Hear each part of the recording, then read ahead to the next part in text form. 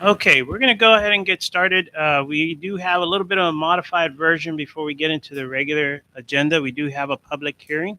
So we're going to get started with that. So Lynette, if we can go ahead and show at 6:30, we're going to go ahead and get started with a notice of the public hearing. But before we actually go into that, if everybody can please rise and we'll go ahead and say the pledge.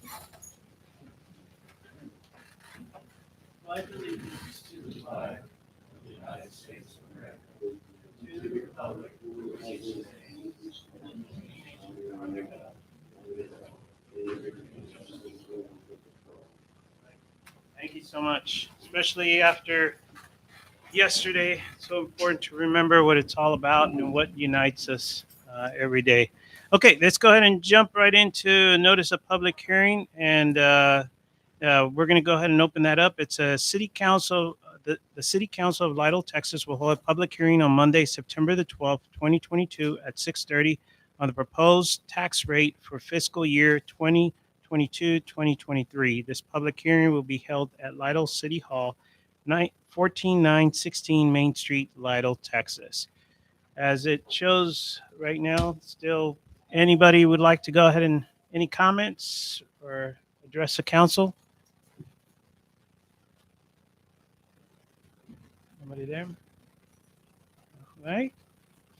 Well, it doesn't look like we have anybody to address that. So go ahead and make it. It's 6:31, and we'll go ahead and close the public hearing on that. Thank you so much for your help on that. And Matt, thank you for taking care of that too. Okay, we're going to go ahead and get started. Let's go ahead and jump into the regular meeting. It is 6:32 p.m. And we'll go ahead and start with roll call.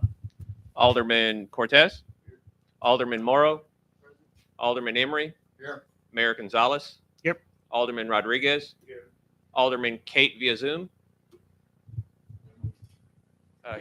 He's here. He just shut off his video. Okay, so good.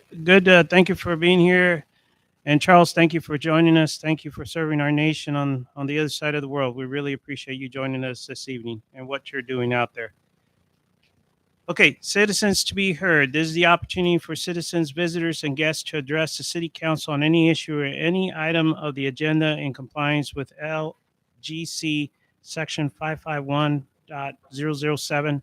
City Council may not discuss any presented issue, nor take any action to be taken on any issue at this time. Citizens to be heard are limited to 3 minutes each. So do we have anybody in the audience that would like to go ahead and be part of the citizens to be heard in our agenda?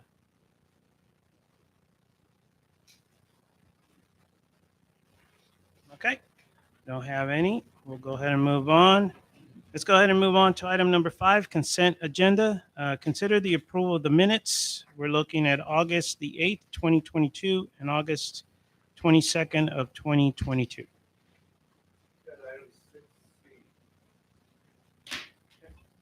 What page are we looking at?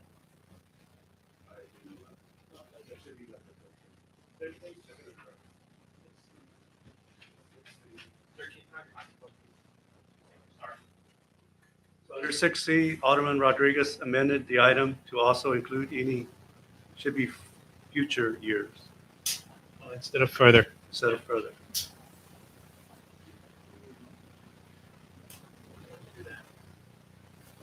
Then I also have item 6I. It's like the same page. Right, so it's signage, comma, the coordinate, it should be then coordinate where it comes out of the general fund. Just a couple of spell checker probably errors. Those are the only two that I have.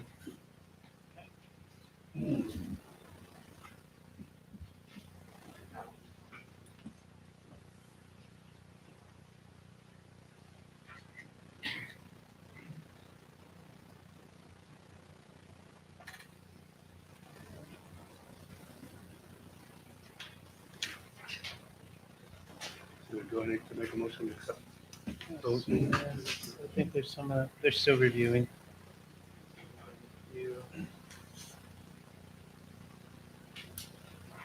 So Jesse, quick question for you. So anything that we have on the minutes that is concerning a contract or something like that, we need to make sure that we put the amount, right, that the council agreed to? It's generally helpful. It's generally helpful to do so, Councilmember, usually for purposes of the agenda so that the public is aware of the item to be considered. And just for record keeping, it's just good to verify Okay. what was authorized for the staff to do. Okay. And for our auditor, correct, Lynette? Okay, good. Thank you. Mayor, there's another little grammar item on the last page, announcements from city council, item 3. Alderman Emery talked about the streets that have been worked on or that have been repaired. Just the way it is isn't correct. So have been worked on. Yeah, so that's page 5 out of the packet.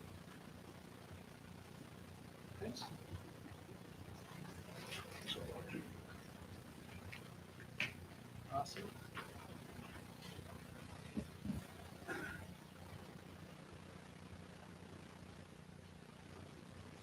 Anything else you can see in there?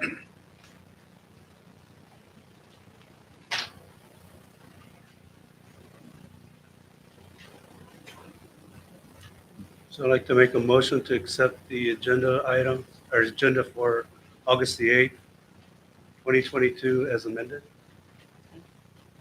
And I'll second that if you mean accept the minutes. accept the minutes? Yeah, he said agenda. Okay, so accept the minutes? Oh, minutes, sorry. Okay, Yes. minutes for the 8th of 2022. Okay. I have a motion, I got a second. Any further discussion on that? All those in favor? Aye. Good, thank you. Okay, and I need another one for the next set of minutes. So I have a correction on 6B. Okay. I could not get the last word on that motion, but the timestamp was 43 minutes and 55 seconds on the video. The motion should read, let's see, a motion was made by Alderman David Emery and second by Alderman Michael Rodriguez to delay the item. A vote was taken. The actual motion should have been motion to authorize the city administrator to issue RFP and RFQ to move forward with, I couldn't get that last word. Did I say that backwards? So the motion should read, motion to authorize the city administrator to issue RFP and RFQ to move forward with. So it wasn't delayed, and I did not second that. But it was, okay. So that's the correction needs to be made on that one. Perfect, anything else?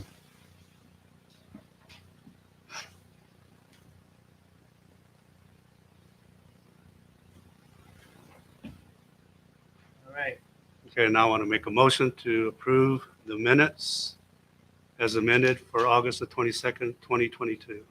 okay, got a motion on the floor for us to go ahead. Second, Sam, thank you. Any further discussion? All those in favor? Aye. Any opposed? Thank you, appreciate that. Okay. All right, let's go ahead and move on. Consider the approval of the payment of the bills.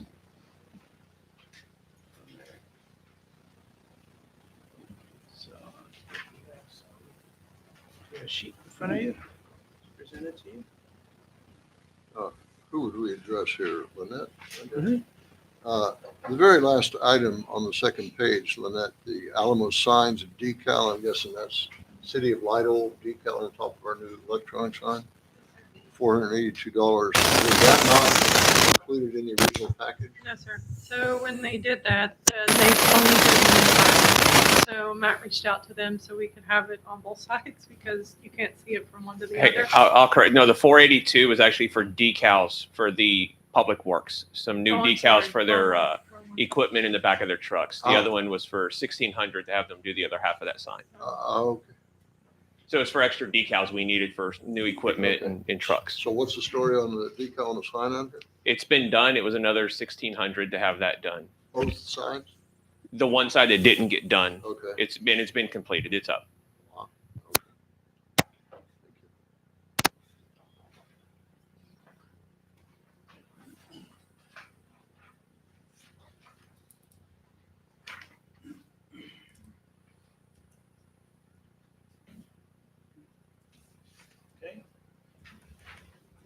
I move that we accept the bills as listed and pay them. A motion on the floor for us to accept the bills? Okay, second from Joseph. Appreciate that. Any further discussion? All those in favor? Any opposed? Thank you. Appreciate that. All right, let's go ahead and move on to the open session. Take action on the items discussed. The first one that we have is A, consider and act upon an ordinance of the city of Lido authorizing the city's combination tax and limited pledge revenue certificates of obligation, Series 2022, providing for payment of the certificates by the levy of ad valorem tax upon all taxable property within the city and resolving other matters incident and related thereto. So go ahead and turn that over. Andrew, come on up. Good evening, Mr. Mayor and council members. Andrew Friedman with Samco Capital Markets. I'm joined by your bond attorney, Lauren Ferrero, this evening as well. We have priced for your consideration and approval this evening certificates of obligation for $8.5 million. And to give you a bit of a synopsis, included the timetable of events. I was here on July 11th. You all approved the notice of intention resolution, which published the city's notice of intent to borrow this money. It went in your paper for 2 consecutive weeks and on your website. We went through a rating process, a credit rating process with Standard & Poor's. I'd like to take a moment to brag on Lynette and Matt, who led the city's effort in going through that process with Standard & Poor's. They look at not only your audited financials, but they also want to get a sense for who Lytle, Texas is, on top of what you can read on paper. And they did a tremendous job. We didn't have a credit rating going into this. So it was a lot of upfront information that needed to be provided and kind of a deep dive by the credit rating agencies. And they did a tremendous job in providing not only the level of detail that they wanted, but really in an effort to put the city's best foot forward, so to speak. So the result of all of that effort was attaining a AA- credit rating. That is a very high investment grade bond rating. The higher your credit rating, the lower the interest rate that you can secure when you go to do a financing. So the highest being a AAA. Very few cities, mostly very large cities, have that. It's AA+, AA, AA-, and it drops to A+, A, A-, and so on. So with that credit rating, what that allowed the city to do is to go out and borrow money. We'll talk about the interest rates we received today. When you drop below that AA-, generally you have to go out and pay for a municipal bond insurance policy. So that's just an additional cost that allows us to borrow at AA credit rating interest rates. So we were able to avoid some additional cost by attaining that rating. So kudos to you all, and certainly kudos to Awesome. Matt and Lynette for that effort and the result of that helped to secure the interest rates on this CO. Behind this first page is the final numbers. And I'll go through these and perhaps not in particular, granular detail, but what this shows, we're borrowing, there's 3 columns: general fund, utility fund, and total. In total, we're going to issue $8,380,000 in par. A portion of this is to fund $1 million in general fund improvements, which is streets and sidewalks. There's some grant funds that we're borrowing to help match, as well as do some other necessary street work. That'll put $1 million into that project fund, and then $7.5 million into the utility fund. Break that out separately so that we can attribute a portion of this debt to the INS portion of your tax rate, and the other portion it paid from the general fund, and then the $7.5 million to be paid for by the utility system rates and revenues that we generate. And so that's the purpose of those three columns. You can see that we're going to put $8.5 million in the city's bank account when this closes on September 28th. We're only issuing $8,380,000 in par. Why the discrepancy there, disparity? The bond purchasers are going to pay us a premium of $290,000. You can see that listed below the par amount there at the top. That's a difference between the coupon rate that you will pay on those bonds over 20 years and the actual yield on those 20 maturities over time. So what that allows us to do is borrow less in terms of par, still put the full $8.5 million in the project fund, and also pay the underwriter's discount and the other costs of issuance, which you can see detailed on the bottom half of the page. As you flip to the second and third, fourth pages, you can see the amortization schedules for the general fund portion of this debt, amortized over 20 years, and likewise for the utility fund portions of this debt. This has been structured to fit within the tax rate needs of the city that we project over the next few years, as well as the utility fund revenues and expenditures. We've gone to great lengths with Lynette in going over the financials to ensure that we have the financial wherewithal to meet these obligations over the next 20 years. I feel like we're in a good place to do so. The last page of the attached that I'll just point your attention to is the true interest cost. That's roughly the average interest rate. When you look at the debt service schedules of each of the attached, there's various coupon rates. So we blend all of those together against the yields to come up with that, which is roughly the average interest rate, locking in a rate of 3.94%.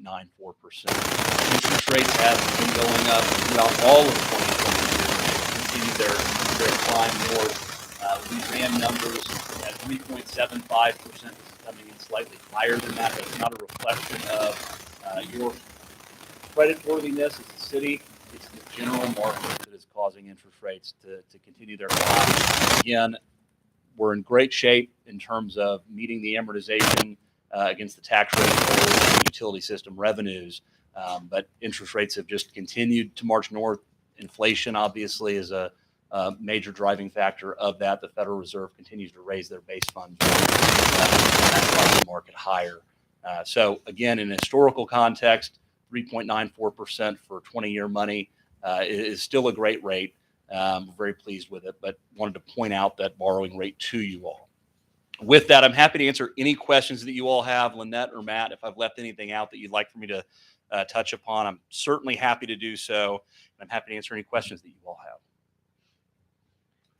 Andrew, I think just for clarification, great job in a sense of the streets and some of the improvements, but a lot of this is going towards our water projects. Is there any way you can talk a little bit about that? It's $7.5 million for the water project. So by and large, this is for utility system improvement. One of the benefits of issuing certificates of obligation is it allows us to have some economies of scale. Rather than borrow one time for utility projects and pay the cost of issuance and underwriter's discount for that, then come back and borrow a second time. You'll get a second credit rating to borrow for general fund projects. There's an economies of scale to be had. Combining those, issuing one piece of debt for that, and trying to keep the cost to a minimum. And so that's the reason for doing so. The $1 million is for general fund and streets. $7.5 million is for the utility fund. Relative to the individual projects, I'll turn that over to Matt and Lynette to speak to the projects themselves.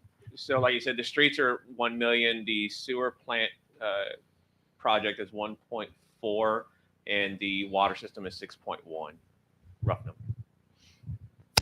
That's the water tower along with the Water tower with the loop line. Those, yeah, that's the the quotes we got from my engineers a few months ago. Yeah.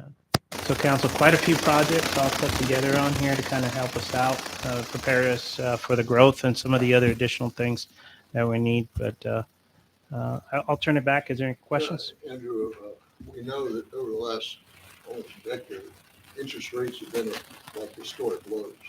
Absolutely. If we get lucky and get there again, is this open to refinancing at some point? It absolutely is. These bonds will be callable without any penalty at a par amount, February 1st of 2031.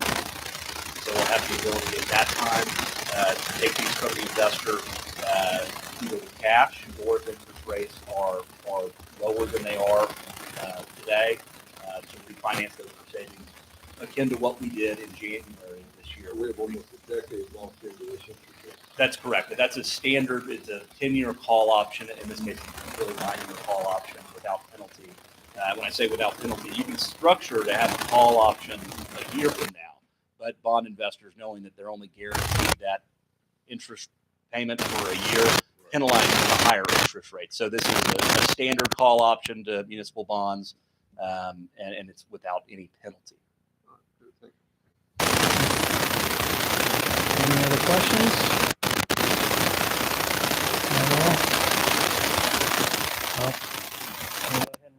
Can we make a motion for us to go ahead and accept this? I make a motion that we accept this issuance of the bond as laid out tonight by Andrew. Okay, certificates of obligation. Yep, that's it. Got a second? Okay. Any further discussion? All those in favor? Aye. Any opposed? All right. Well, thank you so much. And Andrew, to the whole staff, everybody, thank you so much for all your help. We really appreciate it. This has been a task, and without a doubt, just like you said, I know a lot of time on the phone with Lynette and Matt trying to get all this together. So kudos to the organization and everything that you did to help us through this process. No, We really credit appreciate it. belongs to them. They did a tremendous job. I think the credit rating speaks for itself, and for everything that you and prior city councils have done to keep the strong financial position, and would encourage you all to not spend down reserves. The credit rating report is with the cities. I'd encourage all of you to read through that. It speaks highly of what all has gone on here for many, many years. It's been a very well-run city, and the strength of the staff we've got today. Right days ahead. A lot of challenges to face with growth and everything else. So I'm certainly happy to play our part. So Yeah. congratulations to you all. Thank you so much. Appreciate that. Thank you. Thank you. All right. Let's go ahead and move on to item B. Consider and act upon the request from Anderson Columbia Company Incorporated to install a meter to access water from municipal fire hydrant for a construction project. All right. Come on up, sir. Good evening, Mr. Mayor, Councilman. My name is Daryl Chancey. I'm superintendent for Anderson Columbia. We'll be performing the road work out on the service roads. I'd like to ask for a water meter to be installed on one of your hydrants for construction purposes. Yes, sir. What do you think, James? No? He's got the thumbs up, thumbs down. I think we have two, Mayor. They were both out at one time, but I believe one contractor's already done with theirs, correct, James? I don't know if he's fine with it. I think we're waiting for him to final out because they've got another water source actually on their property they're drawing from. Right, I spoke to the gentleman that's doing the subdivision, and they're through with it. Once we get them finalized out, we'll have another meter available for a project like this. So, James, any questions or anything? Nothing at all. I know you guys have been doing a great job out there, so I know you need this in order to continue on with the next phase. Yes, sir. Without a doubt. Without a doubt. Council, can we get a motion for us to go ahead and carry on this? I can make the motion to accept the request for Anderson Columbia Company to install a meter to access water from the municipal fire hydrant for construction project. Got a motion on the floor? Right. A second. Okay. Further discussion? Okay. All those in favor? Aye. Any opposed? Okay, motion carries forward. There you go, sir. Thank you for your time. Yes, sir. Just work with James. Okay. Thank you for being here. All right, let's go ahead and move on to C, discussion and possible action on update from city administrator on alternatives to address traffic issues on Lytle Somerset Street to include updating pricing on speed bumps. So council, at the last meeting, I was directed to get some information on things we could do to help with the traffic volume issue on Lytle Somerset. I don't know if there's any residents here tonight to speak on behalf of it. And talking with legal, I will tell you, prior to us doing anything on that road, state law requires that we have a traffic engineer perform a traffic study. So we would have to do that before doing anything. Some of the alternatives I looked at and you'll see I got those from Alderman Kate sent me a while back, the city of San Antonio, what they do. Options out there. Really the only way to slow down the flow of traffic are major things like turning it to one way, putting dividers in. I mean, anything you can do to force traffic to not want to go on the road, really, to include speed humps.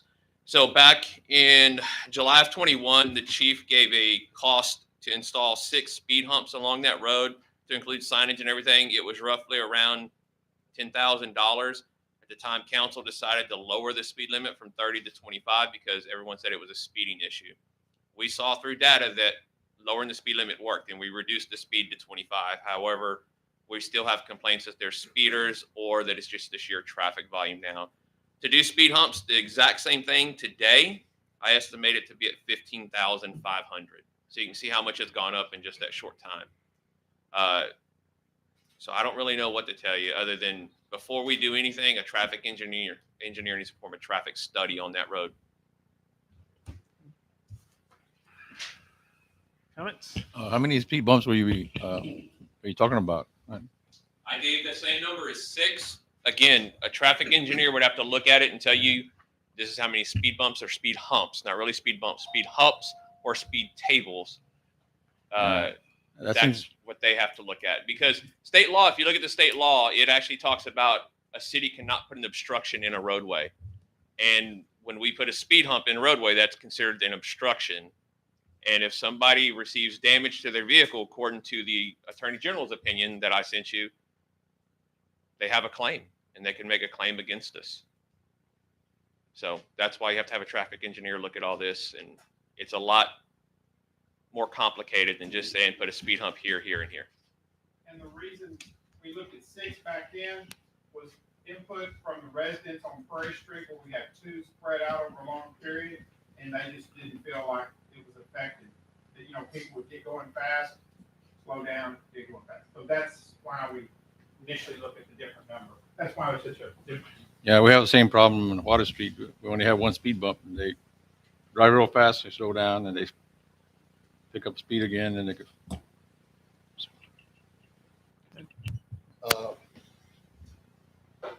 What about putting up a sign, road use for residents only? I mean, is that a practical thing to do, a legal thing to do? We could put it up, but it's unenforceable. That's the only thing. You can put up no through traffic. I mean, there's a lot of things we could do. It's just how enforceable is it going to be, and how realistic is it? That's my only thing. Yeah, I just didn't know. I thought Yeah. I'd throw it out. I think we threw it up there. We reduced the speed. We did everything the residents asked on the road when they were asking. Unfortunately, now it became a sheer volume because it's a direct route to a major store that everyone in this town uses. And that's what hurts us.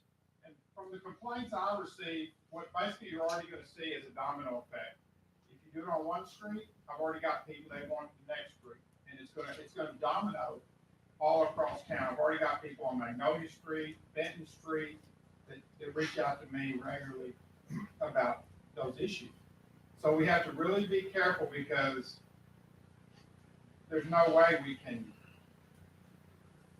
accommodate all the streets. So there's some issues we can look. So like in San Antonio, if a community wants a speed hump on the road, they request it back to the city. There's a whole process in that booklet I sent you. They have it reviewed. They determine cost, and then they tell the residents, this is the cost. How would y'all like to pay for it? That's what San Antonio does from what I saw.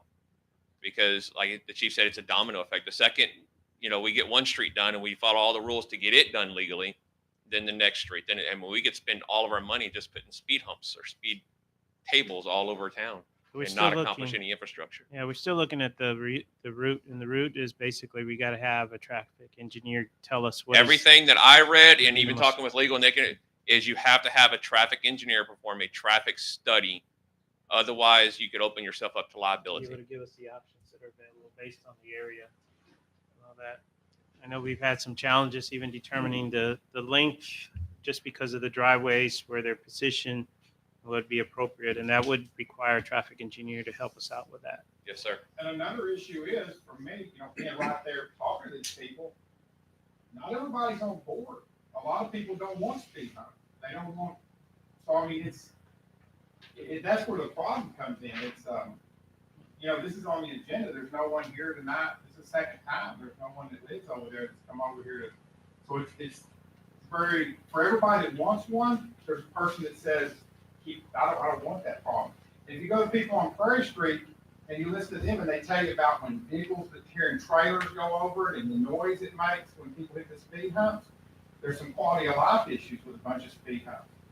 So I just don't know, what the exact answer is. That's just the feedback I get routinely, from the public. And I've always expressed that concern as well. You have people that may want it, but what about the residents that don't? The city needs to have some type of consensus of that neighborhood. And I know I've talked to Jesse about this as well, and we just don't have it right now. Mayor, I'd like to table this motion.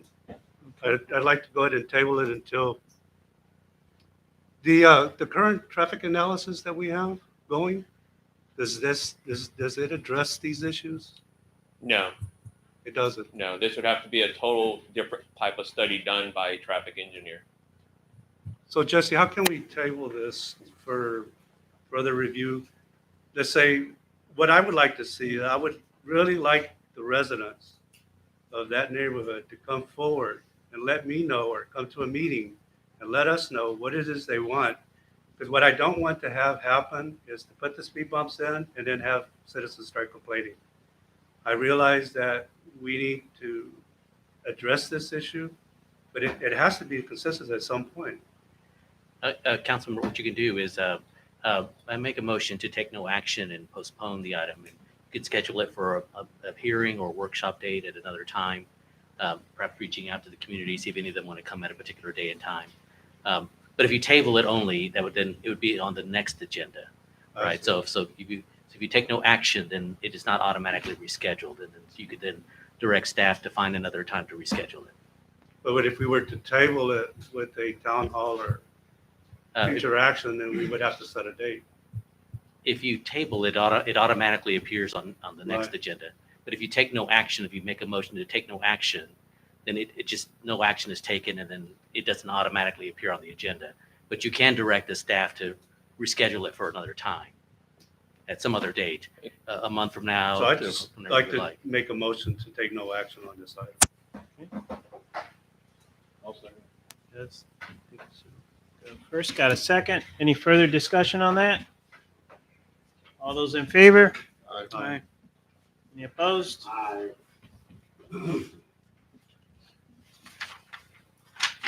Okay, thank you so much, council. I know there's probably going to be some other work to be done, but the route is, once again, a traffic engineer. Try to figure out, and number two is have the folks that live around that area. Yes, please, if So- you have a concern or want to make a statement, please come forward. Or at least let me know. Email me through the city and I'll go from there.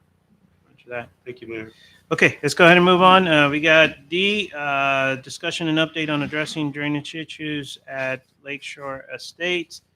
I know Matt is being provided, and we also have Mr. Joyce also Yes, sir. here.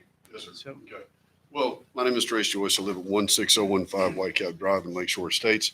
And actually, it'd probably be ideal, since I'm not really caught up, to defer to Matt to get some updates on what the current status is. I have some concerns, but would like to know what's happening with it, and then perhaps discuss concerns. So here's our current update. I have written an RFQ for an engineer. I had one of our, since I've never written one, had an engineer look at it. He said it read good. It is now in legal's review. Their people are looking at it to make sure it's legal and everything looks good. We're waiting for those responses or corrections, anything we need from there. After that, we'll make the corrections. We'll issue that RFQ.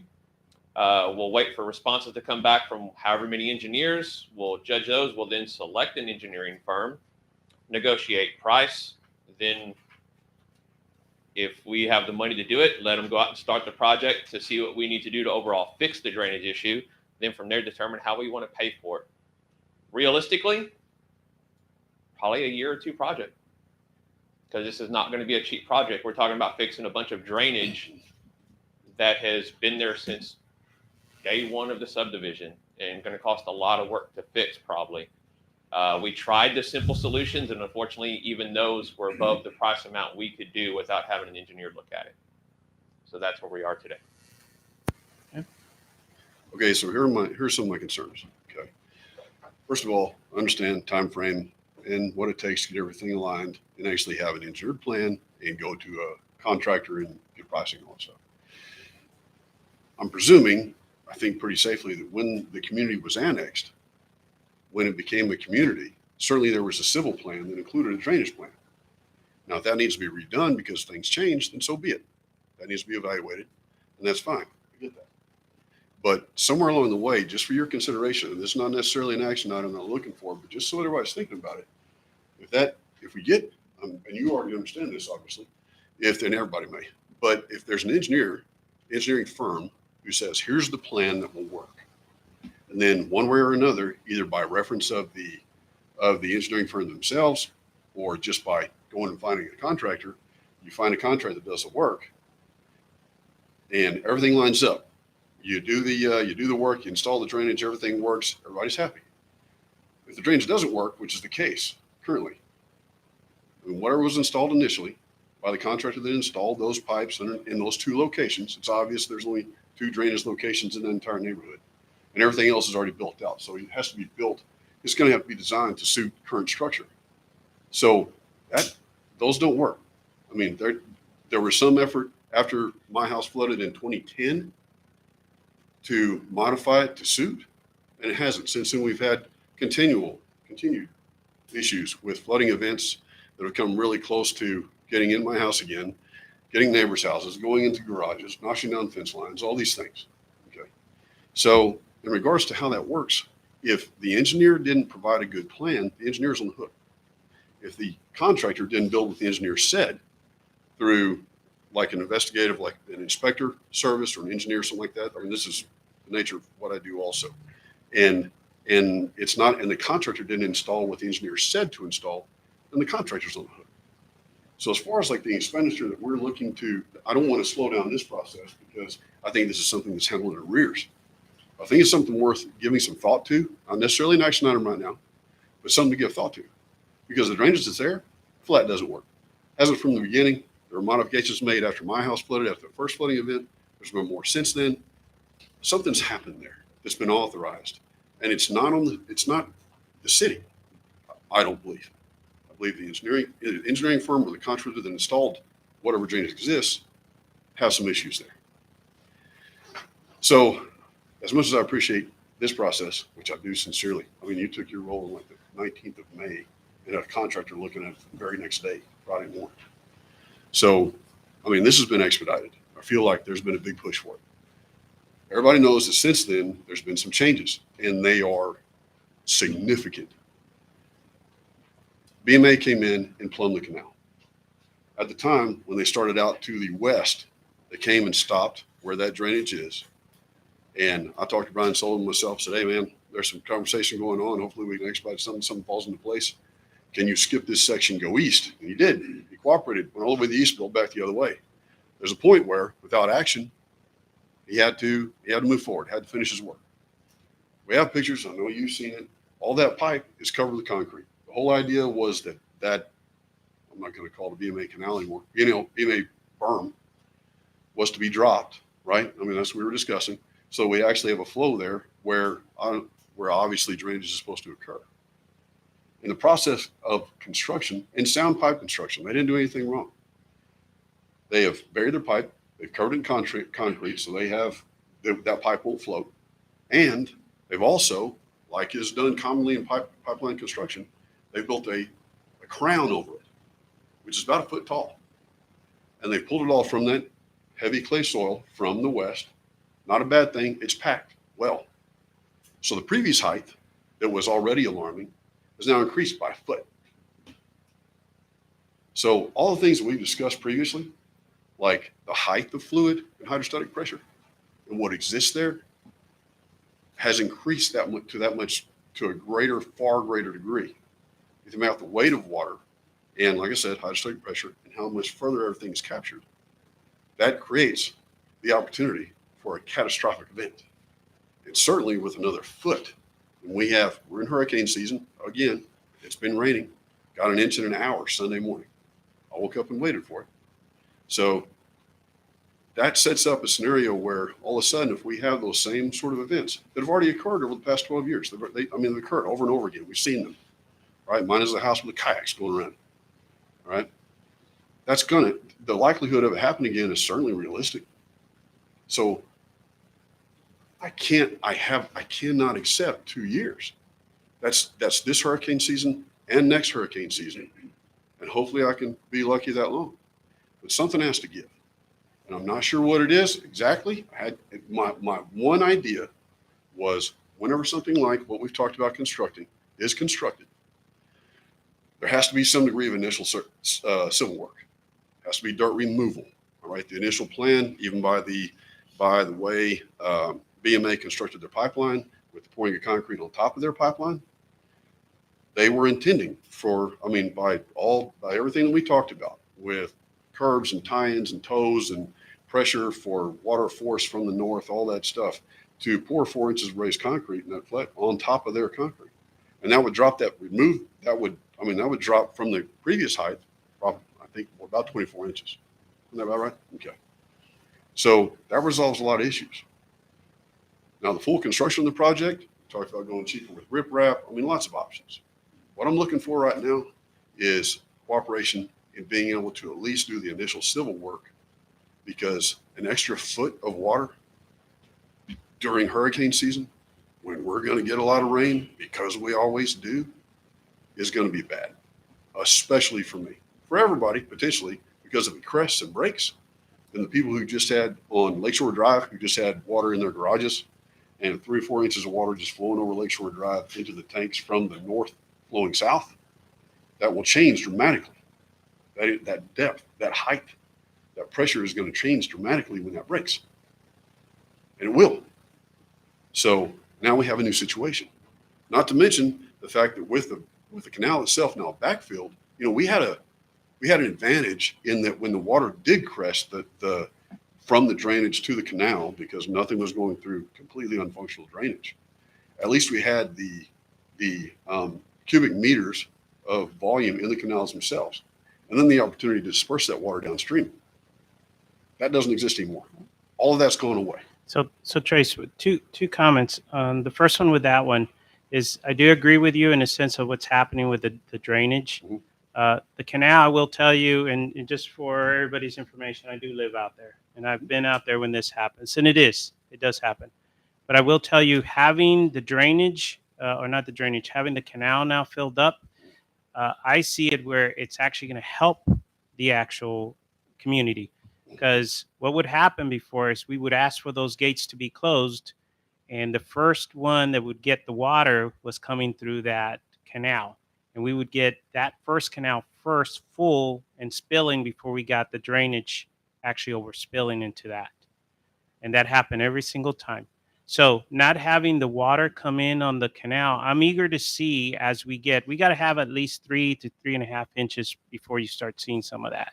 So To the north. yes. So it would be interesting to see what happens now that that canal is completely closed. There's no way that water can come into our community and then allow the water to flow through the drainage. Totally agree that we need to figure out what needs to happen out there. But I do have a question. So going back to the drainage and that portion, what year do you remember? Because I moved in way later. So what year did they actually make that area? Was that 2007? 2000? Actually developed the neighborhood itself. No, the drainage portion right there that we have a question of how Honestly, it was not designed. sure. The initial drainage was installed before I purchased the lot. Made inquiries about the drainage and where water would flow. When did you purchase? 2008. Okay, so about. Yeah. Okay. And so it had to be before that. And it was right after my house flooded, they actually made modifications to it. That's when they poured the concrete all around it, made it all pretty, put the grate on it, all that stuff. And did all that. Right. So Jesse, is there like a statute of limitations based on contract work where if there's a fault on the engineering design or the way it was done based on the engineering, that There it, are limitations on when the claim could be made. It may also be a factor of when, because there are various other things that have changed, as well. Some of those may also affect when that deadline would occur. Since it sounds like there were initial improvements, there were modifications made, we'd have to put all of that together. But in any event, be it that there's a claim against the engineer, the developer, the contractor, like the city would benefit from having an assessment of what the remedy or what the issue is, and then identifying what the cost to repair those changes before, and then they could then identify what was the source. Was it just poorly designed, or is it just by nature of other developments that happen elsewhere? Because there may be other stormwater discharges going into those particular drainage facilities. So there may be a number of factors. So evaluating the project entirely, identifying what the source of the problem is, be it design or construction or some other factor, would be valuable for the city to get. So we should have our comments. We've already finished our initial review of it, so we should probably have those comments later this week. Got it. We'd be able to move quickly on that. Okay. Okay, so in regards to, so we're on the same page. You had commented that the gate being open, that actually having a berm, a dam with zero drainage will benefit the community. So in the past, once again, they would have both of the gates open. It's right where 6710 crosses over where it turns. And whenever we had the heavy rain, that water would actually end up in our neighborhood. It would come in through the actual canal. Yes, sir. So now that canal, they closed it out. So that water will no longer come into the neighborhood. It's going to have to go downstream. It was still the only water that was moving. That So was two factors. It was still the only water that was moving. And even when it filled there, it still spilled into the canal because there was cubic space available. And so no opening even from there and even capturing water there, it was the only water moving downstream.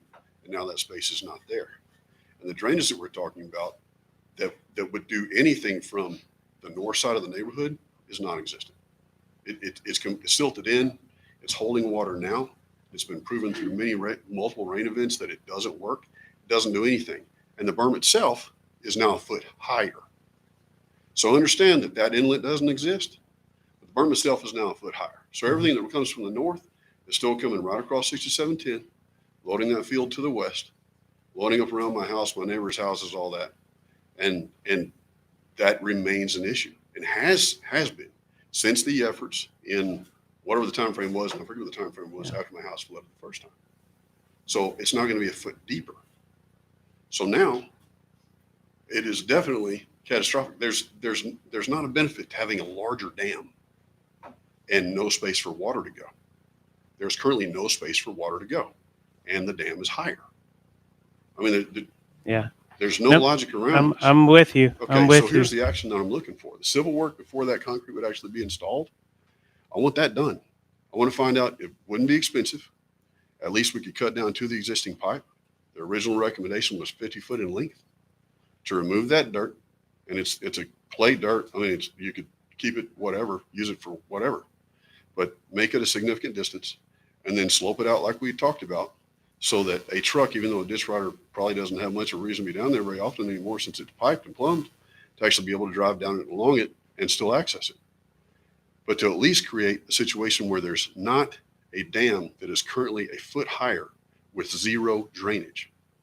There's a dam that is a foot higher with zero drainage. None. I need something done sooner than before I get through 2 more hurricane seasons. It's been a decade.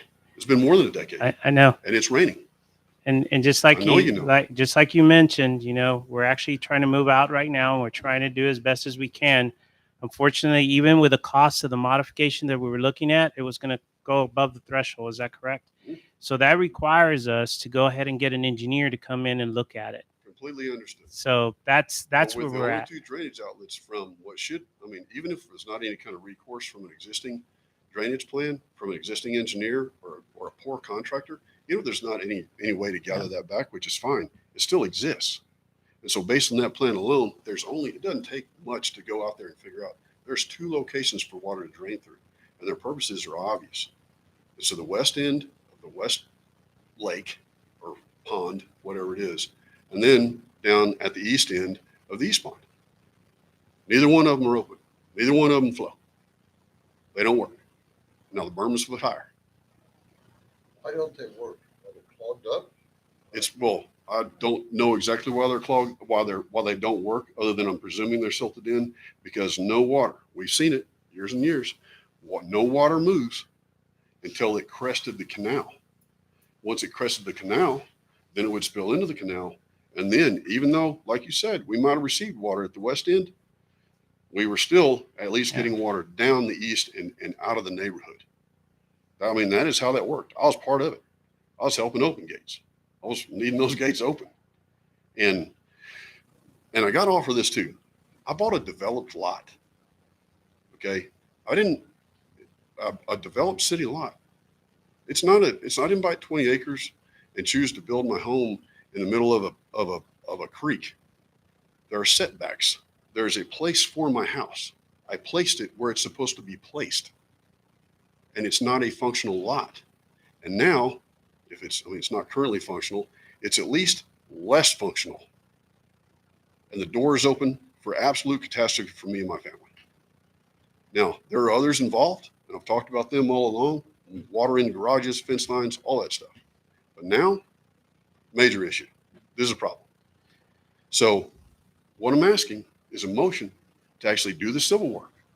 That's not going to be expensive. That is one piece of machinery and dirt work and haul off work. That's it. To at least get the berm, what was a canal, the berm cut down so the water can get through there where it comes through there, which is off that field to the west, from the north, across my lot, my neighbor's lot. A foot more will definitely be even in my neighbor's house, my new neighbor's house. That is to the east of me. I mean, that much more water, that much displacement, that's a problem. BMA owns the pipe they buried. Yes, sir.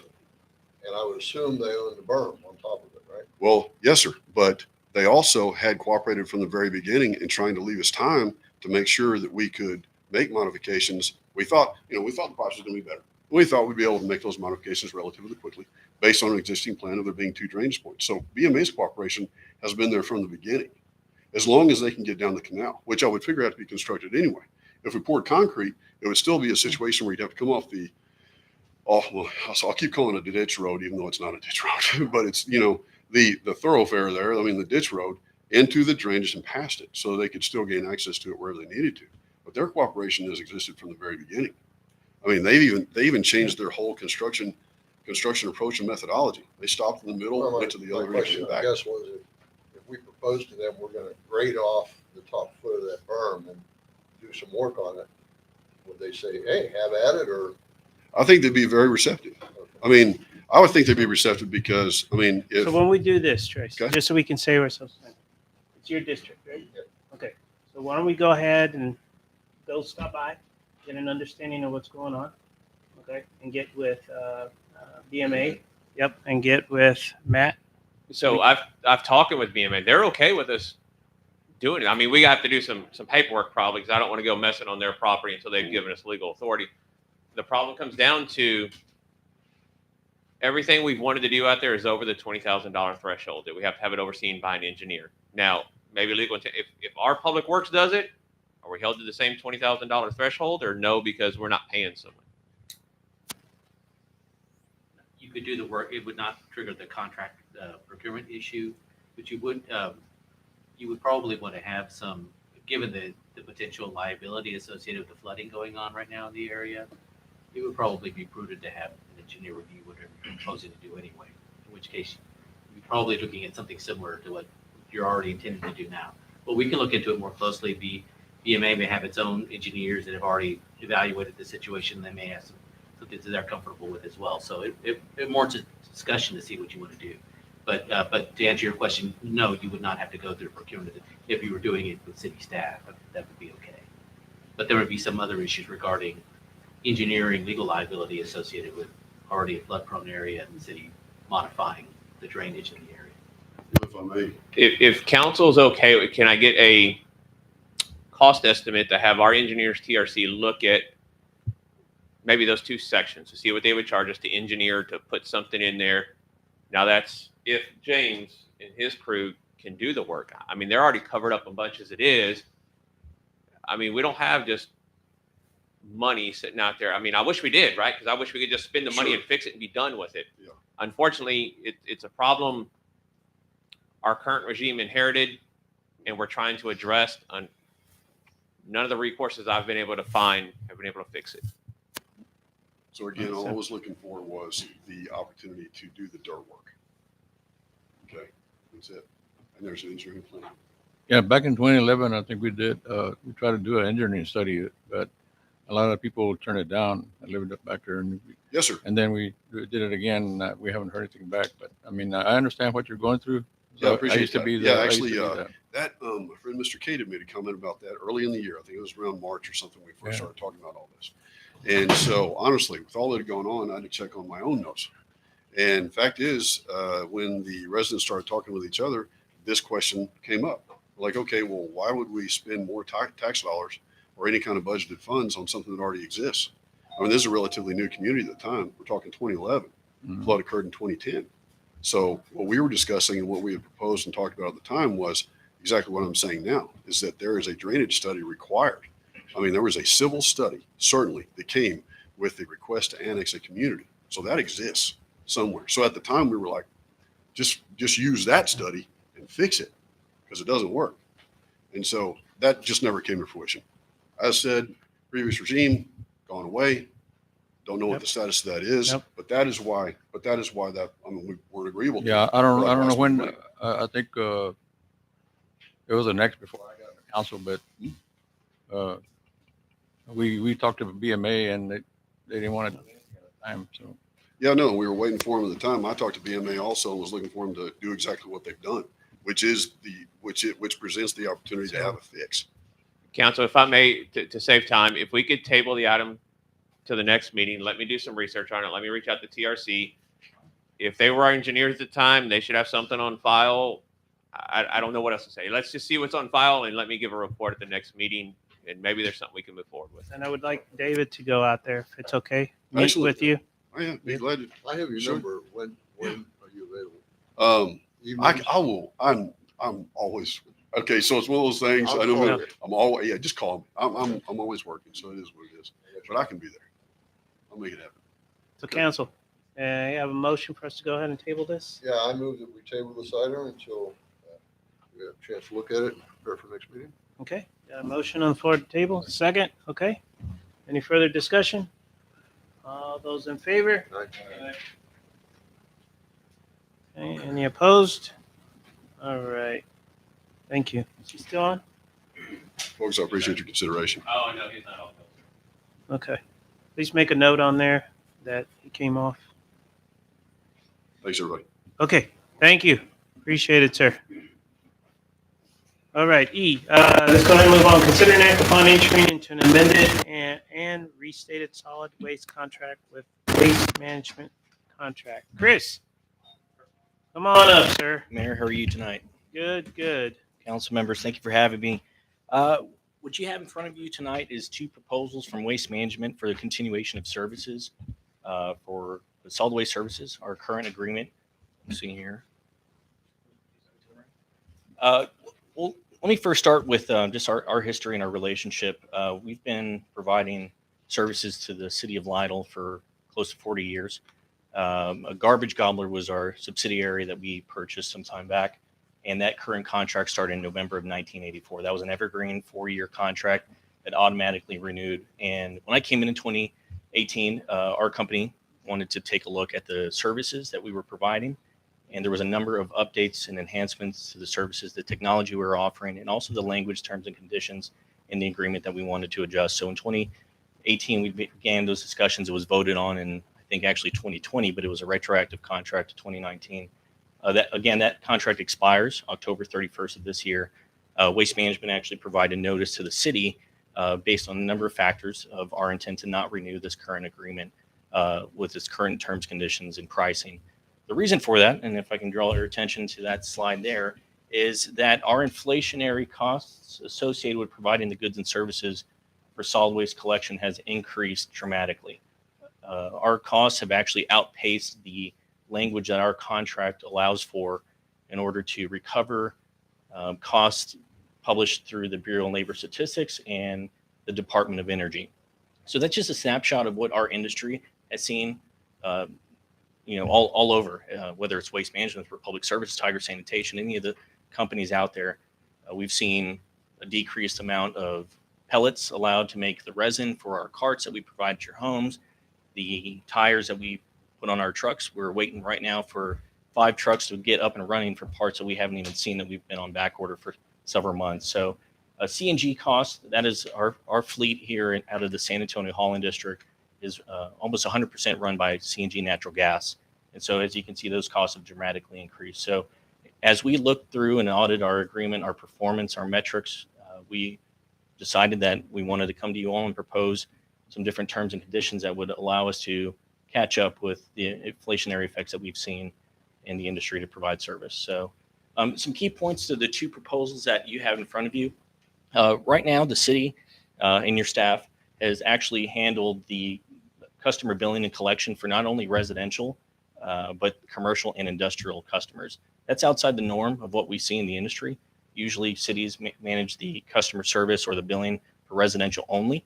That was just a historical decision made at the time to keep things here in-house, be able to communicate with the cafe down the street because he knew them. We have the ability, and the staff actually, more so than yours. I understand everybody's limited right now in time. We have the staff to be able to manage those calls and to ensure that we can educate the residents, or the businesses, on the proper ways to ensure that they're being serviced. So also, we're proposing the utilization of WM's customer support. We have a phone number that everybody can use, a portal, a chat, and we also provide monthly reports. When we would take this over, we could show you the number of customer contacts in the relation of the satisfaction rate of the services. Right now, we strive, obviously, for 100%, but in all of our cities that we're in, even with the data that we're tracking, we're at 99.5% success of all the services we provide. Included in this agreement, we're also contractually obligating ourselves to some community involvement, because over the years, as we've seen some effects with, let's just say, COVID, our company decided to draw back some of the non-contractual sponsorships just to ensure that we had the money and the resources necessary to take care of services and the staff necessary. So for me, I'd like to put these into the agreement. We're putting a proposal of a $5,000 annual monetary sponsorship for the city to choose for different organizations of its choice. We're also proposing the sponsorship of a community citizen drop-off location for Keep Lytle Beautiful events, similar to what we've already done throughout the year. So that's not contractual. That's just something we've done. So we wanted to make sure that's spelled. We're also proposing that the at your door household hazardous waste collection. So I was looking around the room here for a few items. That old TV, I don't know how long it's been there, but it's been there since I've been here. I don't know if it turns on, but if you ever want to get rid of it, you can certainly, you're not supposed to put it in your trash can, but call us. We'll come pick it up, concierge from your home or the city. So if anybody wants to take it home with them, we'll get it. Also, we're providing a continuation of the citizen convenience stations for the recycling drop-off. I was just talking to James about it. Right now, there was a call by a council member that's not on the council at one point to provide recycling services curbside for residents. The city decided that was not the need for everybody here. The price obviously would have been affected. So the request was made to provide a 20-yard roll-off at the Public Works yard for residents to come and bring the recycling items, and we provided that free of charge to the city. So we're going to continue doing that. But we'd like to upgrade the container so it's protected from the elements. So we can go into that later. And we're also going to be mentioned, it's not necessarily a contractual specification, but it is a service enhancement that we are rolling out to all of our residential partners and cities that we work with. This technology it's a smart technology that is our proprietary information that Waste Management has created. So we're the only ones in the industry that have it. If you don't know, all of our commercial and industrial trucks, we're taking photos as we're rolling up to a dumpster, and we're actually taking video of that. Some of the businesses may have seen that there's what we call a snapshot charge. It's overflow of trash outside the container. We're taking that same premise and providing and using that at a residential home. So hopefully that would limit a few of the phone calls that, hey, you missed us. Let's go back and check the camera and make sure it was out there. Or we can actually see what material is in the container. So if it's hazardous material that we can't take to the landfill because of a TCQ, violation that we want to avoid, we can actually work with the resident to educate it. It can be seen as a compliance standard.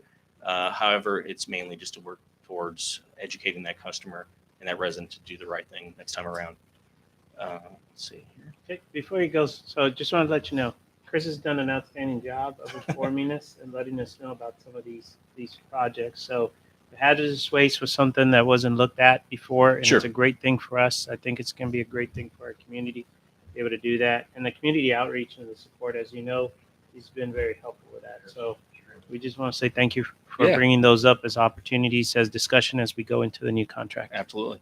So thank you very much for that. So this is just kind of a look at what we'd like to add with the enhanced customer experience. So with the city staff managing some of the contact with the customers, Waste Management hasn't necessarily been able to provide the communication that we've always done and we do with all of our other customers. So with this, some of the businesses will have on the left-hand side, that's our customer portal, that as a business owner, you can go and schedule your services, cancel service, or pay bills. So that is a portal we have that the businesses will be able to have already at their fingertips if we move forward. The second is our residential services brochure that we like to produce for the residents if we move forward, not only printed but electronically for the city to publish on its site. The third there is a cart enforcement or bulk compliance tag. You may, hopefully none of y'all on the council have seen it, but some of the folks in the city may have. If you've got some material that's out that's not done the right way, or your cart may be parked under a low-hanging wire, we'll leave that behind. Our drivers will check the area that might fit that particular scenario, and hopefully the resident can adjust the next time around. And that last one there is just our collection schedule. We publish that usually annually for the residents to look at what their actual service day is for not only curbside trash, but bulk or brush collection. You guys only have bulk from us here in town. So just a highlight of the two options is it is once a week trash curbside, one time a month curbside bulk collection, an inclusion of the Keep Lytle Beautiful cleanup events, which we're providing over 15 free roll-off hauls throughout the year to offer that would continue support of Keep Lytle Beautiful. The a la carte item, if you will, is the unlimited at your door household hazardous waste collection. That's concierge. We come to your home, and it's unlimited times that you can use it throughout the year. So, Chris, can you let them know how it works? You Sure, place a phone yeah. call and absolutely. So there's a video there. I can click the link, but it's like 5 minutes long, so I'm just going to save you all some time. So essentially, let's just use this TV for instance. If this TV is at your house, Mayor, and you want to get rid of it, so you can either go online to our portal, or you can call a specific number. Our call center folks will work with you to identify when the next collection date is available in Lytle. They'll ask you what your particular material is, what items you have. It could be paint, solvents, it could be an accelerant like gasoline or anything like electronic like that. We'll identify what you have. We'll send you out a kit, bag it up, place it right outside your door. We'll give you the date. We'll come by and it's gone. So easy as that. usually response time within a couple of weeks? I or- would say right now, just based on our labor, I would say about three weeks out. Okay. Sir, from if you're calling today. Large items, big TV, flat screen TV, can't put it in a bag. Within reason, we'll take it. I mean, if you don't have one of those jumbo TVs that used to be at one of the sports complexes, but yeah, Like, something that fits in your wall. absolutely. So we have a box truck. So I mean, we've taken some big stuff. So By the way, Put a tag on it instead of putting it in a bag. yes, sir. Yes, sir. we do have one of those. You have in- one of those. in one of the other buildings. So. Well, let's cut it up for you. We'll cut it in half and take it then. So the other option is the second option. So we're trying to give you an option to kind of impact a little of that sticker shock, if you will. Inflation has been crazy. It's going to go up no matter what. And so what we talked about is just an option that would provide everyone an opportunity to get rid of their bulk items, but make sure that we're not subsidizing the cost of a few that may have an excessive amount of bulk for those that only utilize a monthly bulk service, maybe once or twice a year. So we're providing a quarterly bulk service option, continued curbside. Still will leave in the cleanup events with Keep Lytle Beautiful.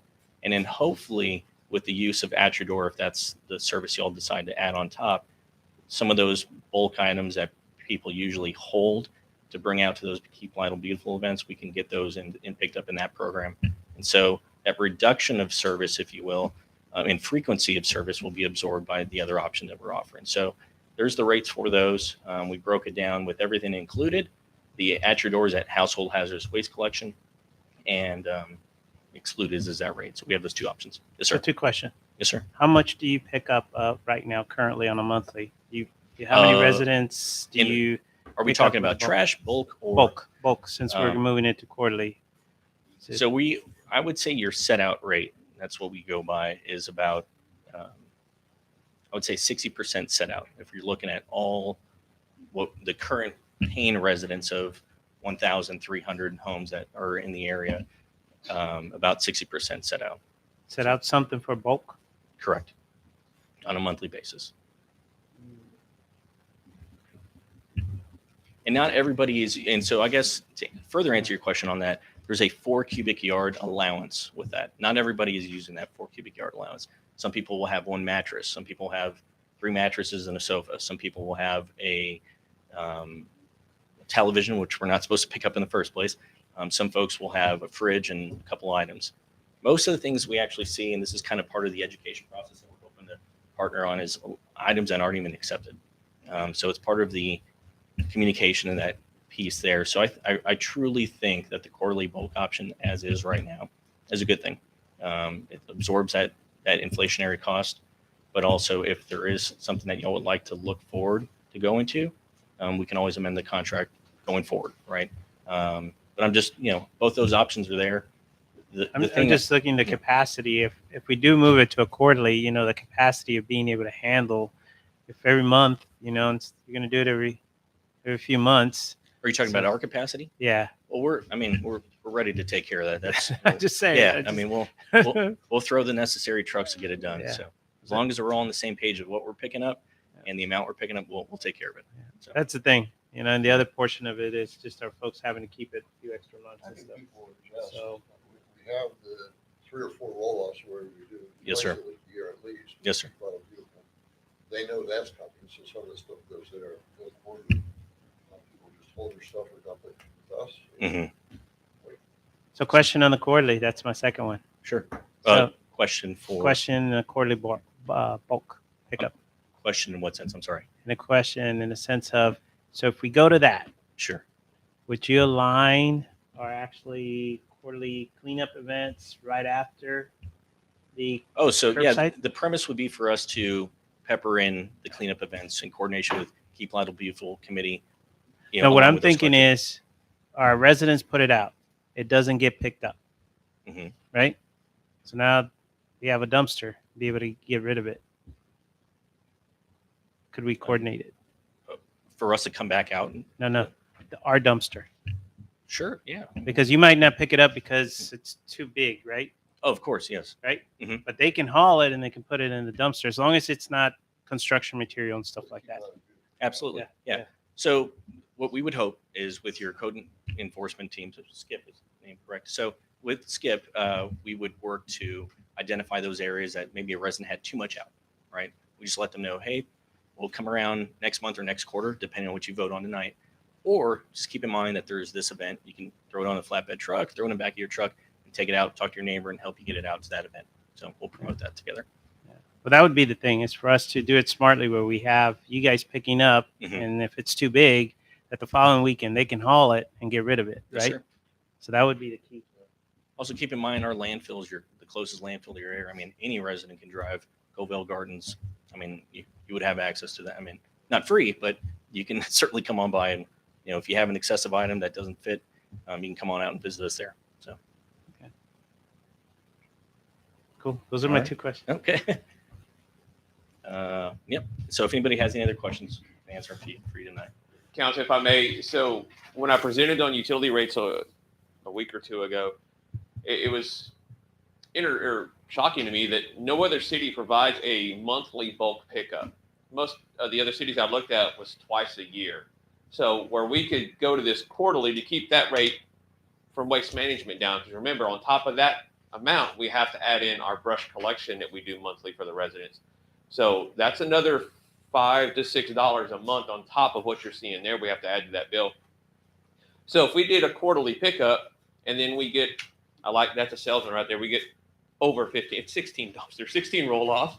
So we get 16 roll offs a year that we can use for other bulk pickup items. So like I talked before, we pepper those in strategically so we don't, overdo it. A lot of it's education. What we see on the bulk pickup is people call in here and it's not really bulk. It's construction debris or something like that.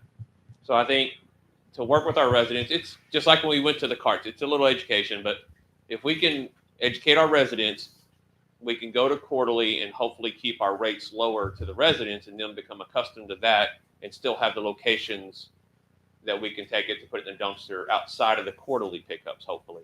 And then we're going to talk about the recycling. We need to take that to the 30-yard. I guess they brought us a 20-yard just the other day when our 30-yard was only half full.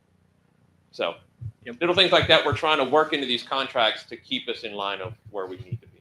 Chris, can you very briefly speak to what sort of educational literature you could prepare for us to hand out to our citizens? Sure.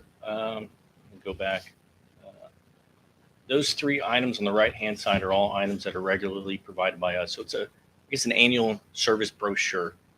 All that information would be included in it. We would provide it not only in print or electronically, and we can bring some door hangers around, do that. We can send out postcards to notify of the new service changes.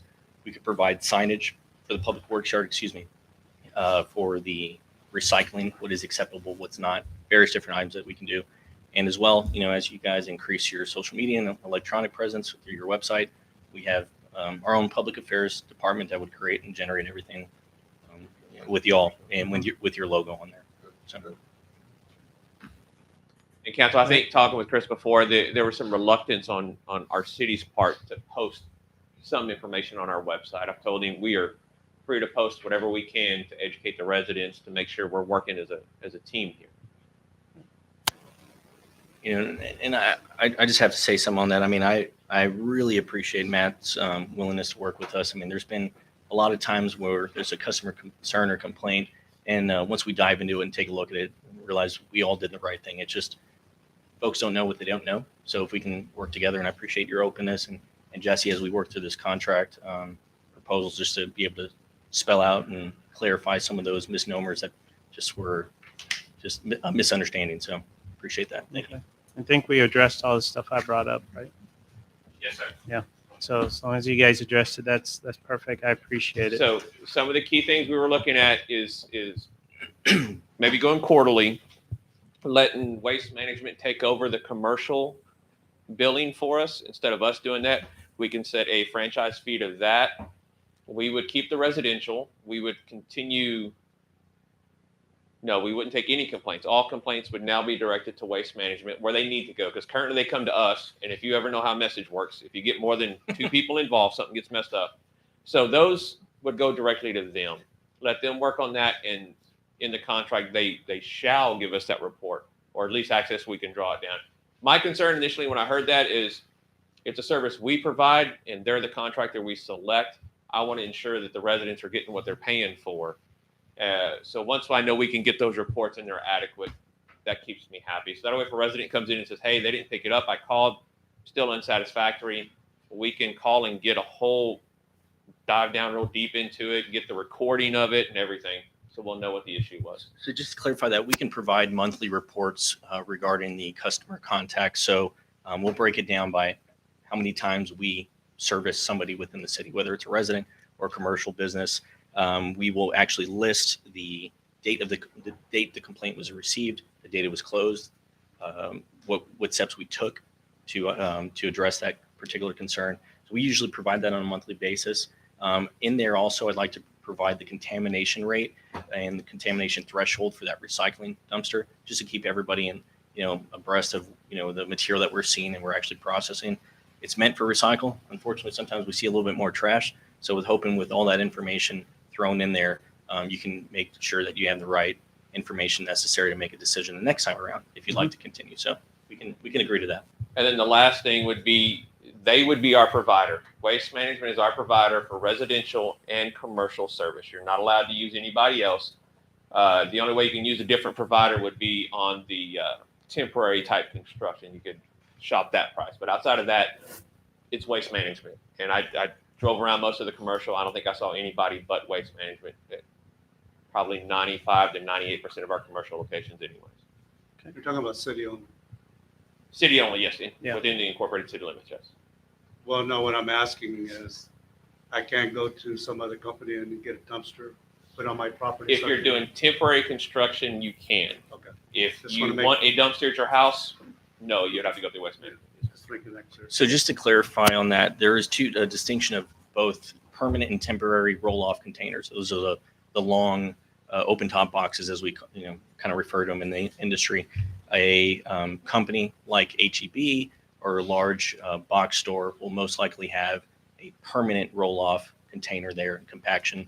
It compacts the trash, and so we already have the statewide agreement for HEB. So that's not a shock to them if that were to happen. I don't think there's any larger stores that would require a permanent roll-off, but there's in our industry, there's an exclusivity portion in most agreements for permanent and temp roll-off, temporary those construction sites. And so we've agreed that we would not have the exclusivity on temporary construction sites. So And the brush pickup, that'll remain monthly. Yes, well, that's Yeah, out that's for not bid gonna right affect- now. We're waiting for bids to come back in on that, and then we'll Okay. present But it. as again. of now, it's still monthly. Yeah, the intention is to keep that monthly, yes, sir. Okay. Thank you. And Mayor, there are a few sort of small housekeeping items that I need to talk to Christopher about on the agreement. So if the council were to elect to approve the agreement, then we would need authorization to negotiate and execute the agreement. So we need to have a motion with allowing you to negotiate. Well, no, it would be with Matt to negotiate it, Oh. yeah, right, to negotiate and execute the contract. And so, just to give us a little room to go ahead and finish that up, there's a few, I was looking at the contract today, there's a few minor things just to need to kind of clean up. But the substantive items that would be a concern to the council are addressed. So we can move ahead Oh, yes, most definitely. with the caveat that. you Yes, have to hash out. yes. The contract is very similar to the prior contract. It's, that's why it's on the agenda, described as an amended and restated contract. Hmm. But there's a few small things that I have not had a chance to go back and talk to Christopher to clean up to get it in the No agreement. showstoppers? No, nothing. Just just things that the attorneys worry about, but it would not be really into the weeds to get into some of those minor items. But yes, we want to go ahead and get a chance to clean those up before we Understood. Mayor, I'd like to make a motion that we accept the option 2 to include you taking over the billing of industrial and commercial, and that you also take over the customer complaints, and that we have the restriction that only Waste Management serves our city. Is there anything else? 5 years? Quarterly? Yes, we're going on a 5-year It's a contract. 5-year contract, is that correct? It's a 5-year, yes. Okay, we agree it's a 5-year contract. Is there anything else I'm missing, Are Matt? we gonna go quarterly or Quarterly. monthly? Uh, And then Yeah, quarterly is option 2. Yeah. I might mention quarterly, is that with Atrador or without Atrador? There's two separate pricing. I haven't gotten there. Okay. And with the at your door option, I think that's a All right. wonderful thing. do we need to state a franchise? percentage? Yes. So Castroville chose Kinsburg, right? Yeah, so City of Castroville, your nearest large city neighbor is 10%. We've seen anywhere from 3, 10, your choice. We will place that on the invoicing for the commercial businesses, and remit that back to the city. So 10% is what? I would recommend. All right, then 10%. With the understanding that our lawyers and you will work out the minor details on the contract. Sounds good. Is there anything I missed on the motion? I'd like to second that, Mayor. You got a second? Yes, sir. Okay. Any further discussion? Okay, all those in favor? All right. Any opposed? Okay, Chris, thank you so much, appreciate it. Please work real closely on those open items, appreciate it. Okay, let's go ahead and, okay, tag team. Yeah, here we go. We got CPS now. So consider and act upon entering into a 1-year extension of the CPS Energy Gas System O&M contract. All right. All right. Good evening, Mayor and Council. My name is Michael Fuentes, and I'm the Director of Gas Construction for CPS Energy. And I just want to start off by saying that CPS Energy values the partnership that we have had with the City of Lido for the past 12 years in operating and maintaining your natural gas system. And CPS Energy's primary commitment is to ensure the integrity and the safety of this gas system. So with that being said, we have this contract, and this contract is up for renewal on September 30th of this year. So the agenda item that y'all have before you is for a 1-year extension. And this 1-year extension will take us from October 1st, 2022 to September 30th, 2023. And with this 1-year extension what's included with this 1-year extension is a 13.65% inflationary increase. So we'll be providing the same operation and maintenance services, but we have to increase it by 13.65% based off inflation. Got it. So I want to say thanks. I know here as part of our discussions, and I know David was involved with that. To Julie and Yvonne, thank you so much. We appreciate your assistance and being here to be able to be part of that. And to our superstar, Melissa, that has always taken care of us with CPS. Any questions or anything, we really appreciate that. Did we have the final amount of the contract that we had so we can? It came out to 9639. It was originally. Shop 116. Yes. I think when you look at the number, we have had 20,000 for capital outlay. It's going from $8,481 a month to $9,639 a month. So it's an increase of $1,158. All right. I think it's a great opportunity for us. We appreciate all your assistance too. I know in negotiating and trying to get something that is reasonable for our community, so we would still be able to operate and be able to take care of our customers that actually use that utility. So I appreciate that. So council? My only question is this 13.65%. We're locking that in for 1 year. Is there not an option to go further than that? Is there a money issue or? No, that's a very good question. And what's going to happen is within this 1-year extension, we'll be having meetings, we'll have discussions with Lucky Deer's city staff, and we'll be talking about options for what's next steps for either. So currently there's nothing on the table to lock in that 30. So next year it doesn't go up again. There's no way to lock that in. In other words, all we're doing is doing this 1 year and that's it. If I may, counsel, when we started this conversation with CPS, the initial price was much higher. Right. I think they realized we needed some help, and they've reduced that cost to us a little bit so we can stay operating. We've got too many irons in the fire right now, and to renegotiate an entirely new contract because of timing.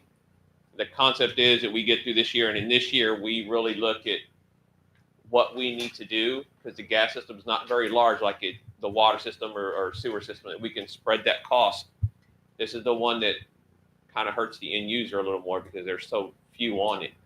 So we have to really look at this utility and make an informed decision on how we move forward. And that's why we don't want to tie into a longer contract. Exactly. Yes. Well, I can tell you, I would be one unhappy camper if y'all decided not to go with natural gas.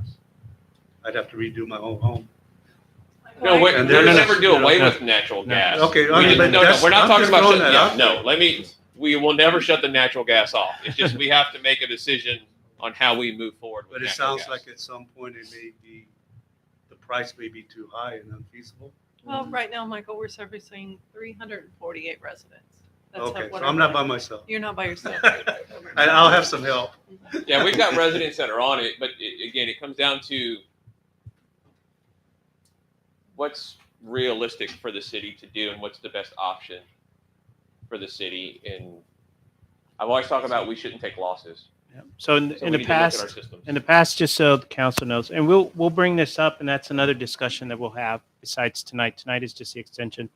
But the city in the past had made a decision based on the maintenance and the cost and the personnel that we needed to be able to take care of our system, that it was more efficient for us to go ahead and ask CPS for assistance. And that was a decision that was done with our predecessors. And that was the right decision to make at that time. So we're going to be, what Matt is saying is we're going to be at a point right now that we're going to have to look at all that again and try to figure out what is the best thing for our city for the maintenance and the running of the system within itself.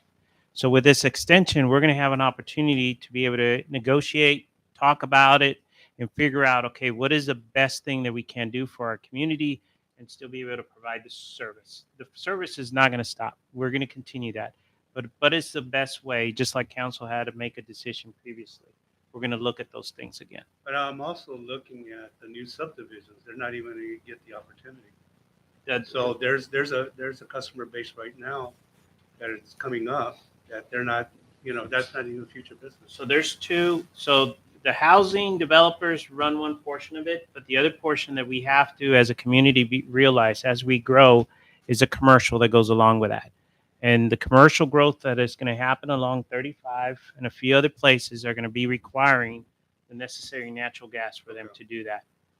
So along with some of the businesses around, and we've talked about some of these possible businesses that are looking in our area, and natural gas is part of their equation. So the need is going to be there. It might be in a different way, but I think in the future we'll get together, we'll bring it up to council, and we'll discuss that. Tonight, we just want to make sure that we say thumbs up in the sense of being able to agree to allow CPS to continue the great work that they're doing and be able to take care of us. It's just that 1365, that's a good number. That's a high number. And I don't want to see that every year. So I have to throw that out there. And you're making a good point. We have future business. Okay. Thank you. Okay. All right. I move that Counsel? we approve the one-year extension of CPS Energy Gas System O&M contract.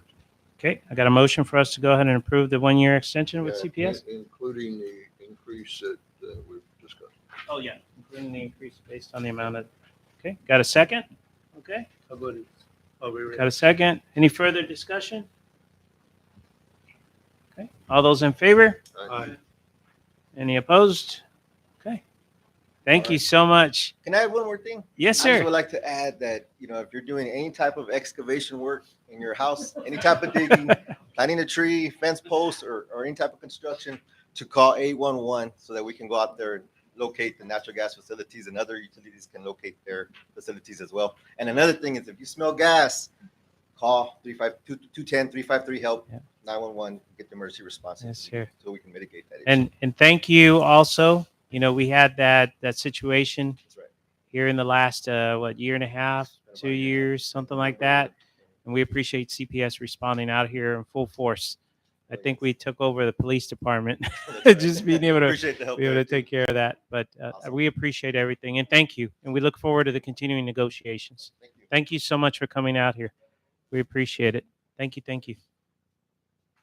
All right, let's go ahead and I know it's 8 o'clock, council, but we still have some folks that are here. So if it's okay, let's go ahead and push and take care of them. So G, consider and act upon an ordinance of number 22-07, amending Chapter 8 Buildings and Building Regulations and Chapter 36 Subdivisions and Plats of Code of Ordinance of the City of Lidle to implement traffic requirements and amend the requirements for the completion of the traffic impact analysis. We have Chris and Amy. Come on up. Thank you very much. You guys have had a busy agenda of exciting public services tonight. So Amy Avery, Kimley Horn and Associates, we've been working, we had a couple different projects. I've been here a few times before, but this is one that's near and dear to my heart, setting cities up to gracefully deal with growth. So you guys are faced with a lot of growth. And so we took a look at the traffic impact analysis allowances that were within your previous code and looked at expanding that, tightening it. And so it's just, I've got a brief overview. Your previous, the way the code was written, there was a 200 trip a day threshold. Anything over that did require a traffic study. The parameters that were required, it was not very specific on what exactly was required to be included in that traffic study. And there was no requirement for mitigation at a certain level of impact.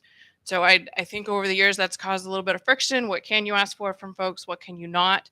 So the goal here was to really clearly outline what can be asked of development and get the studies that will allow you all to make the the decisions that you need to regarding a development. So some highlights of this one. There's more structure. So the complexity of the traffic study is tied to the number of trips that are generated. So the larger a development, the larger their study area will be. The more intersections they'll be required to look at. So it kind of radiates out from the actual development based on the trips that they are projected to create. So there's more of a table of contents in this section of the code now that specifically says what needs to be in there to be considered a complete traffic study, so that your reviewers are going through it. They know what exactly the parts and pieces should be that are there. There are thresholds for delay increases. So any new traffic is going to change the landscape here. And so looking at what is I don't want to use the word tolerable, but an incremental increase in delay that isn't, that more the system can absorb more gracefully versus one that's going to be a shock to the system. And you really need to have that development mitigate their specific impact. There's a lifespan for the TIA. I think this is the thing a lot of your surrounding cities didn't originally have in their ordinances. A TIA from 40 years ago, useless. I mean, what did Lytle look like 40 years ago? So clearly saying that when a certain amount of time has elapsed from the last phase of development, the TIA would require reconsideration. So if somebody hits pause on their development for 10 years, comes back, they're behind the game, they need to reevaluate because the baseline has changed for where they are. So clearly outlining what the lifespan is of those traffic studies. Also clearly delineating turn lane requirements and access spacing. So how closely can those access points be spaced? We actually tied that one to TxDOT requirements, which especially in a municipality of your size, I definitely always recommend, because TxDOT's constantly doing research on what are those spacing distances where access and crash probability balance out. They don't update it often, but probably about every 10 years they update it. So just a little bit of timelessness if they actually have recently been looking at it. So just you'll advance with them immediately by having adopted a reference rather than a specific number. So I'm happy to entertain any questions about specifics. But yeah, those were the highlights of what this will offer you moving forward. This is important for us to be able to do this. I know some of you were involved in that initial workshop that we sat down and tried to figure out, because it's important as we get certain sections of the city, and based on already challenges that we have in the traffic, that the city has something in place to make sure that we have somebody go in and do that analysis to make sure that we're not going to run into situation. So I think it's worked out really good from what we saw. Appreciate legal helping us out with some modifications in there to be able to take care of that. Was there any last minute, Matt, or anything? I don't think so. I think as we move forward, it's something we need.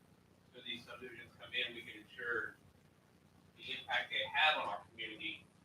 We can make them, if they reach a threshold, make their adjustments so it doesn't interfere with the normalcy that we're using. Yeah. And it's very reasonable too. If it's something small, it really doesn't require the study. It just depends on how much movement we actually have that will require them. Is that correct? Yes, that's correct. So we set that threshold, the 2,000 trip a day threshold. You could have a bunch of trips spread out over the course of the day, but what's really impacting you and how you experience it is what's happening at those peak hours when everyone wants to be moving around your city. So the new pivot from looking at a daily total to looking at a peak hour total will provide that for you all. If we pass this tonight, when does it become effective? That is, we were just talking about this as we started. I know the draft had September 1st. We weren't sure when this, obviously we cannot have it be retroactively effective. But I think. Could we go with Today? it could be effective Today? Yeah. So even if all the paperwork's not absolutely done, we can make it effective today. Well, I think that the paperwork is all done. done. So it would just need to be adopted. And we set it tied to, if someone has already turned in a plat and it's percolating through the process, they're not subject to that. But if they show up tomorrow and make their initial application, they would be. So That would be the grandfathering effect of that. yeah, if somebody's already like on a second submittal or something, you're not going to change the rules in the middle of the game. But for anyone that hasn't started playing yet, absolutely. With certain stipulations. Yeah, and those were I think those were on the Yeah. the first Okay. page of it. Yeah. Kind of who gets And to had the other one with keep the playing by safety. your existing. Yeah. Yeah, with a safety portion of it. So everything is already addressed in there. Everybody's had an opportunity to do that. So, and we already had a number on it, 22-07. Yes, they've already issued. It's already issued a number for it, so it's Okay. ready to go. So, So you just need a motion that we approve ordinance number 2207. that's right? correct. That's correct. I make that motion. Second, okay. Any further discussion? All those in favor? Any opposed? All right, motion carries forward. Thank you so much. Thanks, y'all. Thank you for the great work and the quick turnaround. We appreciate it. And I know as we grow, we're going to be reaching out to you guys. Okay, there's probably going to be other ordinances that we're going to need some of your expertise so we can make sure that we take care of our community. Yeah, and now that this is set, there as part of our original agreement with you all was to create some worksheets. That now that all the details are worked out, that'll make it easier for your city staff to determine if TIAs are required or are not, to streamline that internal processing, just to not have to make it more clear, put the burden on the applicant, but then you're just making sure they did their math right. So hopefully that'll be useful going forward. So those details are forthcoming in the coming weeks. We'll hurry before you're. We'll try to beat that next application, but awesome. Thank y'all. you. Appreciate it. Thank you. Thank you. All right. Let's go ahead and move on. Council, one more. So I think I'm looking at the audience. One more we got to take care of before we go on break. So let's go ahead and take care of H. Consider and act upon the approval of a mobile home being placed on lot 19-A, block 40, San Antonio Irrigation Farms, located on 18506 Live Oak Street by Eric Collins, as recommended by Mobile Home Commission. So council, this is the last final step they need to place that mobile home. It's already been approved by the Mobile Home Commission. I believe we're still working through just getting a copy of the final plat for that, and then they're ready to go. I'll make a motion that we go ahead and accept the Mobile Home Commission's approval. Okay. Let them go forward. Got a motion on the floor? Second. Okay. Any further discussion? All those in favor? Aye. Any opposed? All right. Well, thank you for hanging in there. We appreciate it. We appreciate it. So, Matt, do we have something back there? It was a little quicker than we thought Okay. at first. So, you guys are welcome. We have some food back there. So, if you want to join us, you're more than welcome. Okay. You guys stuck here, and we appreciate it. You guys sticking with us. All right. So, let's go ahead and do this. It's 8:12 right now. So, let's go ahead and let's go ahead and do a 15-minute break on here. If we're ready before that, just come on in.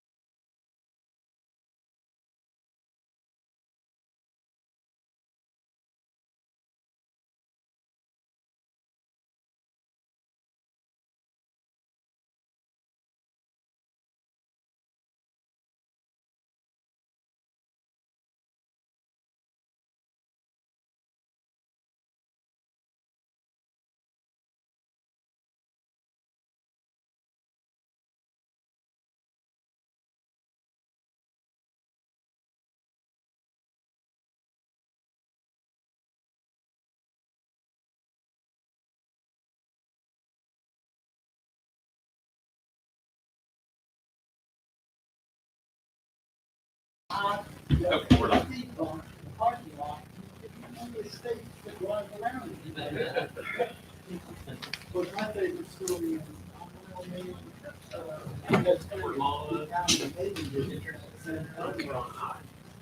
Are we live now? Yes, sir, we're live.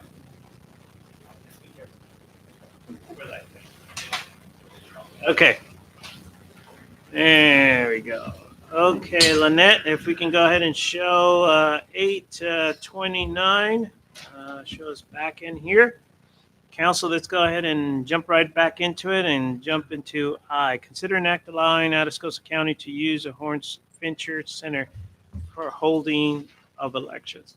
So council, this is something they send us every election cycle. I remember doing them at the fire station when they used to use it, but it became unfeasible. So I think they send it now to the city. They have to have a signed contract. I don't believe we've ever charged them anything in the past. We just sign it and allow them to use it for free. So that's where we're at. Be my recommendation. We approve and allow them to use a center for free. Now I move that we approve Atascosa County Elections Office to use Forest Venture Center at no cost for the upcoming general election. Okay, the motion, I got a second, Sam? Okay. Any further discussion on that? All those in favor? Any opposed? Okay, motion carries forward. Thank you so much. Appreciate that.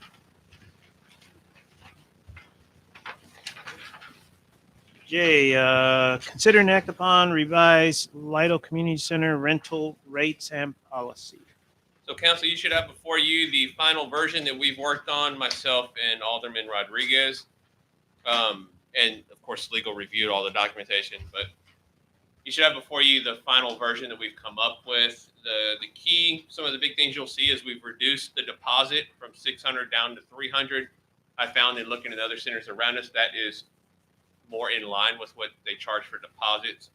And then we removed at legal's recommendation, we used to have a difference between a resident and a taxpayer. And they, said one paid the ad valorem taxes, one didn't, but legal said you might catch some recourse there if you have that distinction, because really a renter pays ad valorem taxes. It's just built into their rental rate. So we took that out of there. We raised the fees in column 2, $50, I believe it was. The cost of that though was to come more in line with what everybody else was charging, and then we actually are going to provide a dumpster there at the community center as part of one of the dumpsters that Waste Management gives us. One of the biggest complaints I used to get when I worked it was at the end of the night when people said, "Where do I take my trash?" And our response was, "Home." And then they were all, so it was really nasty. So now we're giving them the ability to throw the trash away and have a place to put the trash, which is more custom with what you see when you rent a facility like that. And then the last big thing we did was remove the requirement of having security or an off-duty officer work the event if it is no alcohol at the event. I tell you, I still have a little reservation on that, but I did see that's more in line with what other people do. I believe Chief Priest is going to work with his guys on events where there's not alcohol being served. Chief, catch me if I'm wrong, but maybe put in for like an extra patrol or two if they've got time to swing in there to ensure. Because my concern was that I rent it for 300 people, not pay for security because I don't want to have that extra fee. And then once everybody gets here, we just bring all of our alcohol and tear the place up or do whatever we want, have a disturbance. So if their guys roll over there and see that there's alcohol, they can just note it, and then we'll address that here later on. Yeah, I was talking to Chief Priest, and I think it's a good idea that the city notify the police department every time there's going to be an event, no matter what the event is, just so they can have it on their schedule. That just And we can there's send something this going sheet. on, and then they can make the visit. And I was explaining that if there were any type of violation, it would be the officers goes through there. If they see any violation, they can document it on their nightly report or their end of the shift report. And then what could happen after that is the city could take a look at it before they return the key. If there's any violations that were noted, they can deduct that from the overall deposit. We can withhold the deposit or something like that they paid. Is there anything on that contract where it states that the police department, in other words, not the contract, but the agreement, can we include something on there that for a non-alcoholic, if they actually they're found that the police is authorized to stop the event? I've got reservations on that. Yeah. When you're trying to shut down an event of 300 people there that have been drinking with 1 or 2 officers, not going to be a very safe function. I think that's an issue we address internally and withhold the deposit. Say, hey, you violated the agreement. We're withholding your deposit. And then maybe we do something where we don't rent it So- again. Or if we have too many of those issues, we can come back and say, So- guys, it was a great thought and it worked. However, we get nothing but violations of that and we need to go back to office. On ours, from the operational standpoint, is what I could speak of. I'm more agreement like, you know, if you go up there and there's a couple people that have ice chests, out of a couple hundred people, and a couple people have ice chests, you see a little bit of beer, you see some alcohol. You know, it's limited. Now, if you go up there and it's 300 people and it's a big, I mean, there's a bunch of, you get up there for a disturbance, for example, because in the past, like I said, you're gonna have policemen up there, so a disturbance, those officers are gonna handle. That's not gonna be that way anymore. It's gonna be somebody going up there. You get up there and you have, yes, a whole, I would say that the police would need to be able to shut it down or have the option if it was like some sort of public safety risk. And that's not a few people sitting around drinking beer. I'm talking about if all hell breaks loose up there and there's a bunch of people drinking. I mean, there's a bunch of drunks. Well, it becomes more of a safety issue. Safety issue. So maybe you want something, but again, your violations, your 90% of your violations are gonna be somebody that wants to skirt the rules, brings in an ice chest and sits over there and drinks beer. That's, I think, report that back. There was some. But is there going to be something in there? Whichever way we want to go, is there something in there that if there is a violation, that it specifies what the consequence is going to be? Because we got to put it on the we can agreement. look at something like that, and Jesse, correct me if I'm wrong, but I don't want to leave what one officer might look at and say that's a violation enough to shut something down. The next one might not, and I don't want to come in, later on and be like, hey, you shut my party down, and I did this. But the very next week I was at a party and they were doing twice as much, and the officer didn't shut them down. Yeah. Maybe we need to say, if you're going to shut this, if an officer sees a violation, he wants to shut it down, he needs to contact X person to make that decision, whether it be the chief of police or whoever. You're not gonna have. I don't think you'll have a whole bunch, but that officer discretion, there's too many moving factors for me. Man, I'm with you with a shutdown. What I'm saying is, even if, say, for instance, it's reported, which is what is suggested, right? They write it down as a violation. Nothing is done, but then later on, I think we got to have something in the agreement that if we're going to go ahead and say we're going to keep your deposit, we got to put it on the agreement. Whatever the action is, because there was a violation, not that you shut it down, I think it needs to be on the agreement, because if not, they're going to say, well, I didn't know that you were going to take. So if alcohol is found at the event, either you, guess what people do? And again, I've worked these for years. They say no alcohol allowed. A lot of them think their interpretation is we're not serving alcohol. But if somebody wants to bring some in, a bottle in. So I think if that's what you want to do, like you say, if you or any of your guests are found to be serving alcohol, then you're going to forfeit your. Consuming alcohol, not serving. Consuming alcohol. Consuming alcohol, you're going to forfeit your deposit. Is that what you're talking about, man? We can elaborate on that. They're required to comply with the TABC and other, in the terms of their agreement. But we can certainly enlarge what the city can do, the remedies to the city, be it to close it down or withhold the deposit. We can elaborate that in the agreement. Now, Matt, I'm sorry, I have not looked at that. Do we have something in there, the ability that if we have, the event has to get canceled because of natural disaster or something like that, we're gonna put that in there at some point in time? If the city needs the community center for a public safety purpose, then we have a right to cancel any event. And is there something in there like that, Jesse? No, I don't think so. We have usually the right, but I can certainly, that's another kind of I mean, force that majeure was- type that of was Yeah, clause. no, it's a good point, Richie. It's a very good point. Probably put a phrase in there with emergency management, situation that requires emergency management use. Yes. Yep. Elaborate. Be able to do that. The other thing, I know we talk on there about fireworks, firecrackers, and explosives are any kind of prohibited. And then you have the checklist that talks about in there. No glitter, no confetti, no pyrotechnics. I would add that in there. I recently went to an event and they had the little boxes, sparklers going in there. So I think we need to include that. It's being used. They're great, but I don't know if I want them inside. Well, they had a disco fire several years ago. Yeah. Caught the ceiling tile. Yeah.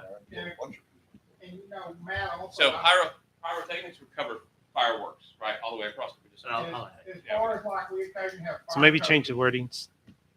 We have fire code issues, they'll black out the exits, or they'll put up, they'll build walls out of, Well, I don't think we need, I mean, they have to conform with keeping exits. I mean, that's normal every day. whatever you've got. An officer, he can call in the fire marshal to do an inspection. It's a city building, it's open to the public.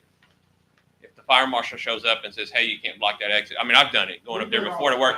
You got to move these chairs out a little more, move these tables out, you can't block, we got to unlock that door.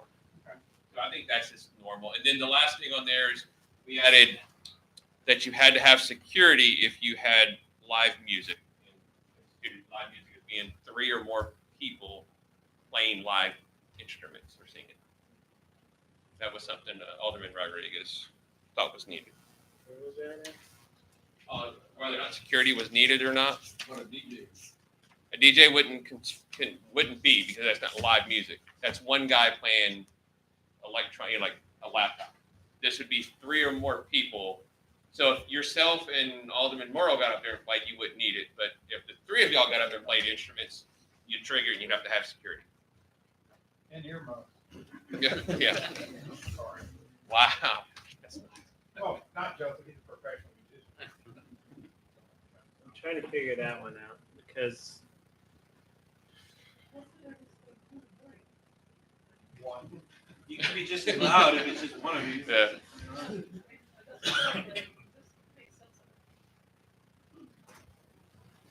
What's the concern? Like, I'm trying to figure that one out. So you're having an event and you've got an uncle that just loves to play the guitar. Joseph Morrow's there. He wants to play the guitar. Are you going to charge and have him have security out there just because he wants to play the guitar? We were trying to put some kind of limit in there that says if it's a couple of people playing, then you're just having something community. It's a small gathering. But if you start putting in live music, you bring in the microphones, the speaker systems, that's what we're looking at. Actually bringing in a band type situation. Now, I would comment, we see a lot of this, is 5 or 6 mariachis come in for 30 minutes. Yeah, that would be another thing too. And that's pretty common. That would See, trigger that's- having to have security. You see, I'm picturing, I didn't think about I'm picturing my family gatherings, and I can tell you, sometimes it's 3 or more. They're singing "Happy Birthday" with a mariachi, or they're doing Right. some sort of celebration, And I got my uncle, rest in peace now, but he was a trio with the guitars, and they come in and play, and stuff. And I just, it's hard for me to be able to put, hey, we need security when you have, people that are celebrating within the family. See what I'm saying? And even if it's live music. What's the security risk? Musicians are back. If you have a live band, if you're gonna have a live band, like let's say somebody wants to introduce their band and they bring in 5 people, has sound system and everything, you're gonna invite alcohol. You're just going to. I mean, are you gonna invite alcohol if you're gonna bring in some mariachis? More than likely not, because they're in there. In my 30 minutes place, and they're- yes. except for the. Oh, I'm mayor. on camera. Never mind. I'm sorry. So let me state this. I want to commend Mr. Deere on looking into this. He's did an excellent job. And the idea is that we're trying to give the citizens, our community, an opportunity to use this community center at a reasonable cost. To me, the excessive cost was having to have the security officers there. Even though we went up to $325 for the actual rental, it's still overall savings to the end user, to the one that's renting. So what we're thinking is that if people start violating start taking advantage of the community center, then we're gonna reevaluate this. It's been proven that maybe we can't have a event without security there. But at some point, we have to start, and I understand the legalities, and I understand that you have to cross your Ts and dot your Is. Maybe there is no live music, but then there again, Chief Priest brought up an excellent point of mariachis. I didn't even think of that. And you're gonna have mariachis in a lot of events. For birthday parties. So, I didn't even think of that, but with mariachis warrant having to have security officers there. Well, I think they're very temporary when they come in because I guess you pay them by the hour. So most people only have them there for less than an hour normally. Right. I've never had to stay there the whole day. Unless you got some money and you want them there, right? I check every time I eat somewhere downtown, the people next to the table got plenty of money and the mariachi can play the whole. There you go. Yeah. I just think, I see where you're coming from, but I think at this point, it might be better for us. Once again, I'm thinking of family, birthday celebrations stuff is probably not worry about the live music right now. If we get a hint, we can always change this in the future. What, But- do we have a history of violence or breakout? I mean, is there anything we can go on statistics here? I mean, No, well, have you had to break up a lot of fights, Well, Richie? the problem is when you have police, you don't have. you don't have those kind of. No, people. in the prior to past, the in the In past, 20 prior years to of that. working here and working up there, I've had one guy had to kick out because he wouldn't stop smoking in there because he was intoxicated and told him to take him home. And then we had a disturbance where the family actually moved the party out here, and the one family were still found in. And I think That's it. But that's what officers working there. Had we not been there that night, we'd have had a riot. But now that was an event with alcohol. Events without alcohol are different, but I don't know. It's city property, and I think we can go with it and evaluate it. If we find people are violating the deal of the no alcohol, we can go back and just say, hey, you know what, never mind, we tried it. Just like if we go to only renting it for people who live within the city, you have to live, or somebody in the city has to rent it. It has to be, if we find that the place still didn't get rented enough, then we say the heck with it. We create an out-of-town fee and let's just rent it to whoever wants it. Again, the building needs to do something more than just sit there. When it just sits there, it's just costing us money and it's more wear and tear on the building. And if we're pushing our citizens out because of cost, because they can't afford it, it's not doing them any good. And where's the community part of it? I think the rates, when I started looking at the rates, I thought, man, I don't know why we need, when you look around, yeah, I think we almost built it that way for a reason, maybe to keep them from renting it. Well, I'm hoping we can get some more rentals. I will tell you, in talking with the front office, in the last couple weeks, we've had to turn down a couple people from renting it because they weren't residents or they didn't know somebody. We've got people that live outside the area that want to rent it because it's the closest thing to them, but they can't because they're not a resident. So here's my issue with that. We could have somebody living here that they want to do a party for in Lionel. But if that person that is paying that rental fee is not in the city limits, they can't rent it, which is a little bit not okay in my opinion. Because they're trying to do it for somebody, a baby shower, a wedding, what have you, and they can't do it because they live in Somerset or they live in San Antonio. But most of the time, Paula had that situation where she They- couldn't because she lived out of the city. sometimes somebody from outside will rent it and they come in, they're not there all the time. That's why we decided not to do that anymore. What do you mean they're not there? That the Once person, they rent it, they didn't show up, they pay for the deposit. you And, mean a resident would do it and rent it in their name? yeah, and then they weren't They there. wouldn't be at the event. They wouldn't be at the event. Well, and that's So- fair. How would we know that? Yeah. We had those events, and I was told if the person leaves, so Mr. Rodriguez rents it for his cousin, and he's over there. And if he leaves to his house because he forgot something, I'm supposed to go in there and shut everything down, which to me is ridiculous. Now, I will tell you, the council passed something, and I don't know if it's reflected in it, that about employees can rent it just like residents. You recall that? That's always been known. They actually. I don't live here and I was able to rent it as an They actually employee. passed, I don't know what Paula did. no, she's the reason that I think they passed that, that was on the agenda, and it should be in the minutes. They want employees to be able to rent it. 5 or 6, 7 years ago, anyone could rent it, and the thing stayed busy, and we didn't have any more trouble with out-of-towners than we did with people in town. And we generated revenue that then goes back to maintenance of the building and take care of it. The building needs some work. There's no doubt. I've got oil shane coming in next month. Let's look at the foundation. If I keep hearing something's wrong with the foundation, free quotes. Let's get a free quote and see if there's something actually wrong with the foundation. Let's come up with a consensus. I want to close this out. I agree. We should rent it out, but I've been to a lot of birthday parties and people bring alcohol. I mean, I think we need to put somewhere in the contract that, if you're going to bring alcohol and. Well, it is there. It is there. If you could bring alcohol, you pay for the security. Yeah, but they said we're not going to bring alcohol, but if, And then they do, then they lose the deposit. okay, that's what I done. But sometimes it's worth losing your deposit if it was going to cost you more for having off-duty officers there. If it's gonna cost you $600 for officers, it's cheaper to pay $300 to lose your deposit. That's the only issue we're running around. I mean, Yeah. that'd be a big party. Don't get me wrong, but still, I mean, we could run into that. So People start Jesse, committing. let's look at the wording.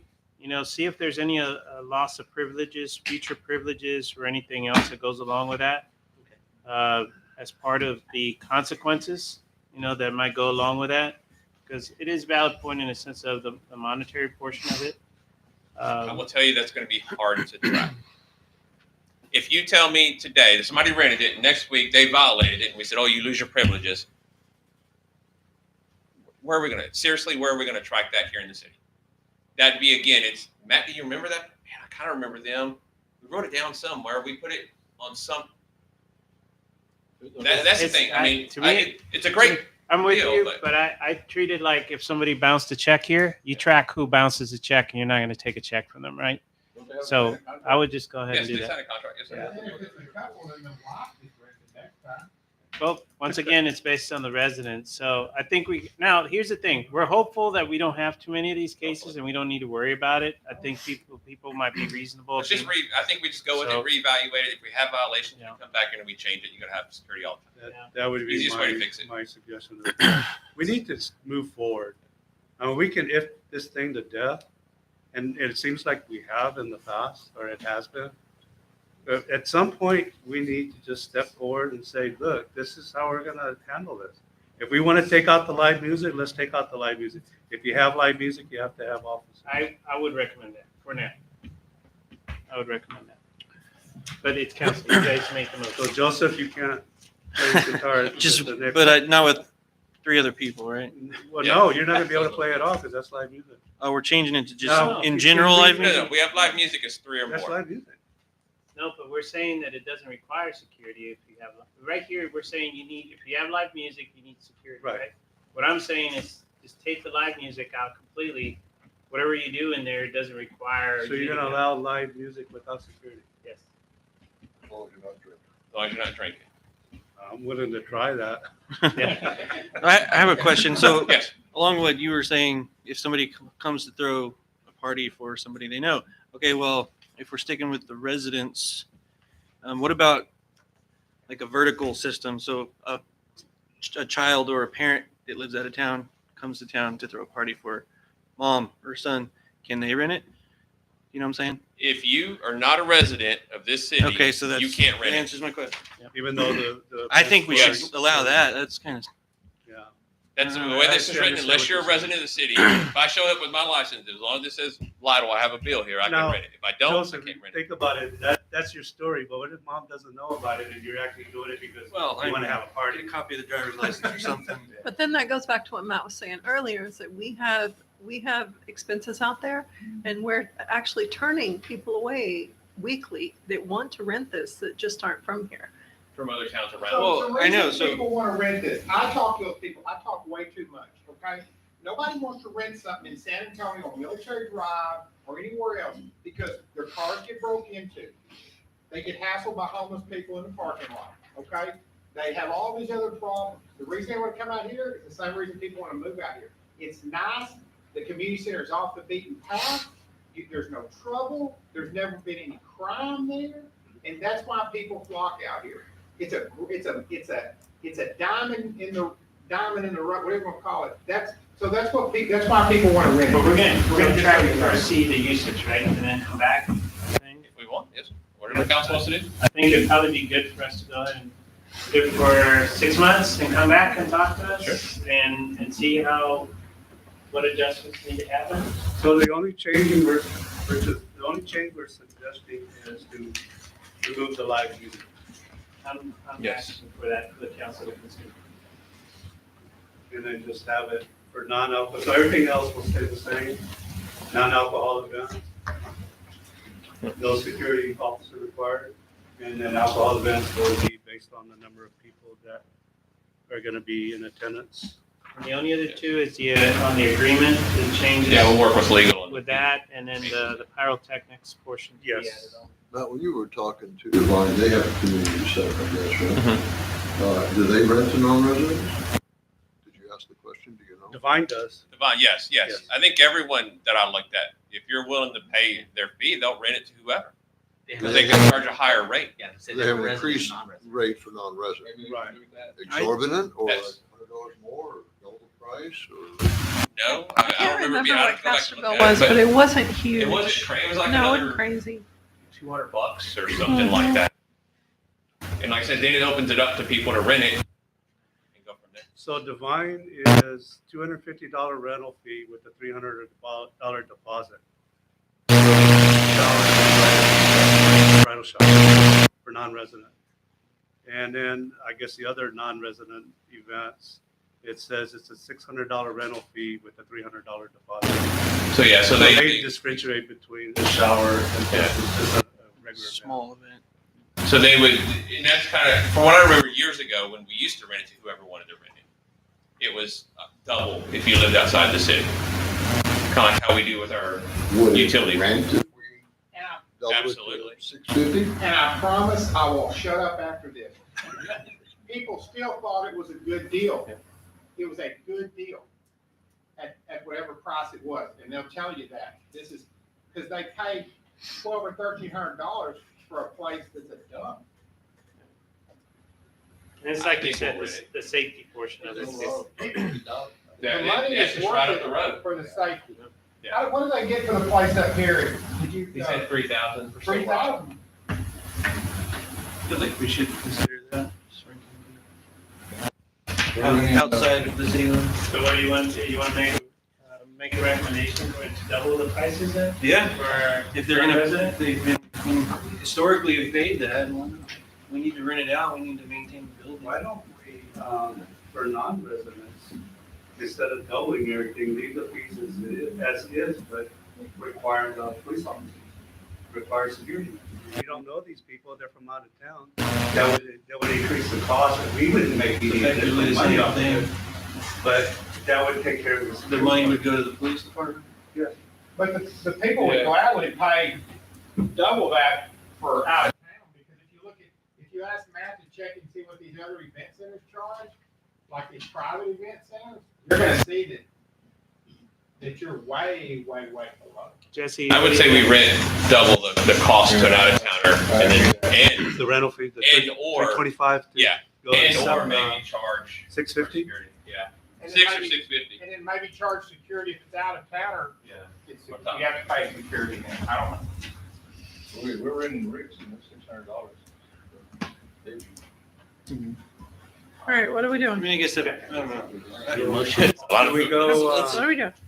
for non-residents, we go with the $600 fee. I think so. I just don't know about the security part. We can try it without security for 6 months, see where, or 6 months, a year, see where it goes. If we see issues, we can make it add security. We can take it back, you know? Yeah, we can change it. Okay. Non would go to 600. I would Yeah. just double to 50, right? So non-resident of 600, 650, Resident- right? Double resident it, six- fee? it'd go from 325 to 650? Yes. Okay, I was trying to stay below the lines, gotcha. the lines 600. Well, let's go with 600. 600. 600. Sorry, Lynette. Back to space. Who's gonna set up? James, y'all are so good at it. And so you want to leave the, We can probably start using Wayne to help out. Yeah, we can. We're removing the live music. Right, but you're leaving the alcohol requirement Yes. for security. Yes. That'd be the trigger for security, the alcohol, non-alcohol, and then we can monitor that. Well, as you know, it takes us about an hour to set up and an hour to take down. 6 guys, so if it's a big event like 300 chairs, it takes a long time. I move that we go ahead and, with the amendments that we've talked about, 600 for an out-of-town renter, and the pyrotechnics, and what else did we talk, the music, Removing the live music. removing the live music stipulation. And let the legal work on the Yes. requirements on losing deposit. how that all Just make works. sure everything looks good. Let's move forward with this and get people renting it. I'd like to also make sure that we have the employee participation, an employee of the city can rent. For the same rates as the I would- city. I'd like to make sure that's in there because they should. Yeah. Not pay like some form of. Employee discount. Yeah. Same rate as the city employees. Yes. Gotcha. Gotcha. That's my motion. I'll second that. Good? Okay, I got a motion, I got a second. Any further discussion? The further discussion is, if you bring 300 people in here, they're not just renting this, and then they'll stop and eat and went home, they just got snacks out here, they'll stop and shop. I can tell you when they have that big of a party, they're visiting other establishments to purchase additional items that charge sales tax, and you'll have officers there. And they'll stay in our hotels. Maybe. This is- I have Or had people hotel. stay in hotels here. this When they is go to that tourism. event, they stay in hotels. So, A lot of make times, it happen. So there's a tie-in to all that, Yes. but we'll talk, there'll be opportunities in the future about that community center. We're gonna talk a little bit further, but tonight we're just gonna take care of this. So Good information, good Yes. discussion. Really appreciate Yeah. it. Thank you. I know there was good discussions and Thank you, man, Mr. Deere. and Jesse, thank you for helping out with all this. So, good.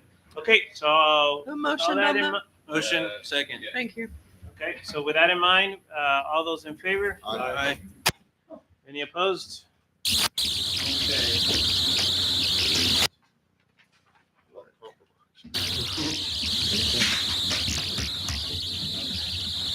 Got it. Okay, let's go ahead and move on. Okay, consider next upon a request for a temporary waiver to the city's noise ordinance by St. Andrew's Church for the church fest that'll be held October the 9th, 2022. So this is a waiver we get typically every year when they have their festival. It just waives the noise ordinance so that they can follow. Yeah, you know, they can follow you without bothering. I move that we approve the request for the agenda item above to noise ordinance. Any further discussion? All those in favor? Any opposed? All right. Thank you.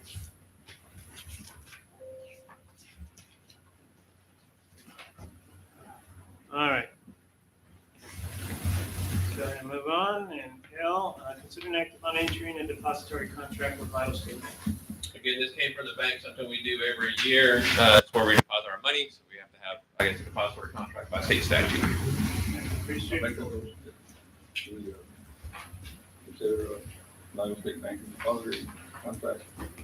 Thank you, Sam. Appreciate that. Have a second? Second. Second. Okay. Any further discussion on that? All those in favor? Aye. Any opposed? Thank you. Appreciate they have been doing a good job. And consider an act upon changing the date of city council meetings that occur on official cities holiday. So council, let's fix this again once and for all. Every time we have a city holiday that falls on a Monday, we have to identify it, come to y'all, ask for permission on when we want to move the court and when move this, council meeting. So can we just make one motion now and fix them for every, so for instance, if a city holiday falls on a Monday, we automatically know that that council meeting would move to that following Tuesday, if that makes sense. That way we know now and we can identify and we can move them for the whole year and be done with it versus trying to remember, hey, we got a holiday. Are there any situations throughout the year when the holiday falls on a Monday and a Tuesday, like extended Easter weekend or? We can say if it falls on a regular scheduled city holiday, it falls, we move it to the next scheduled business day, I guess, Jesse, or how would that work? It's whatever the council wants to do. Some of the council. Yeah, if we set it solid on a Tuesday, then we're gonna have some weird thing pop up. So, yeah, we could just. So I'd like to see the wording that the next regular non-holiday workday would be the day of the Yeah. city point. council meeting. I'd make that motion then, that if the holiday falls on Monday, that's normally city council meeting, then that regular council meeting will move to the next non-holiday working day following the holiday. Okay. Do I have a motion? Second. Second. Thank you, Joseph. Any further discussion? All those in favor? Aye. Any opposed? Thank you so much. And consider an act upon the ordinance of number 22-08, revising the rates charged for municipal utility and inspection rates. So council, we've had this discussion already once. We talked about utility rates. So before you have what my suggestion would be is to move all of our bases to 20. And then of course you have the tier system in the water, the sewer, and then the gas system charges per thousand. Here, what else was in there? I think of course it sets what our impact fees and all that is in that ordinance. So that would be my suggestion. It's what we presented. It's what we're building the budget on. I think it's where we have to be to do this certificates of obligation, unfortunately. But it's lower than any other utility around us. Same thing that we talked about in the workshop. Yeah, exactly, 100%. Why did the base price on the sewer go from 18 to 19.5? From 18 to 19.5 because what you sent out is just 19.5 for sewer. It was 18 when we were in the. No, I must have missed it. Everything goes to 20. All of our base rates go to 20. Wait, in the presentation or the information you had, you got 21.50 sewer. No, well, because you got to remember the sewer's the only one. It's the base rate. It's still the same percentage. Because that's what I'm saying. It was 18 and then went to 19.5 on the base, on the numbers. And then for the proposed, it was 20 and then it went to 21.5. So 21.5. So you have the base of 20, and then in the sewer, there's also a charge per thousand of 50 cents per thousand up to 3. So I based everything on 3,000 gallons. Okay, so So that would be another $1.50. Okay, it was a different scale. That would Okay. show you if you're a typical user that uses 3,000 gallons. So or it's less. still 18.20 or 20, it's still 20. Yeah, it's still 20. Yeah, all the bases are at 20. Okay. And then, of course, you have however much you use, and it's that per thousand from there. And that was what was in the ordinance that got sent out to everyone. Now, of course, they don't take effect immediately. We have a new 30-day notice, so we can get this approved tonight. We can start the publication and give notice to our consumers for 30 days, and then we can start using the new. Then implement it.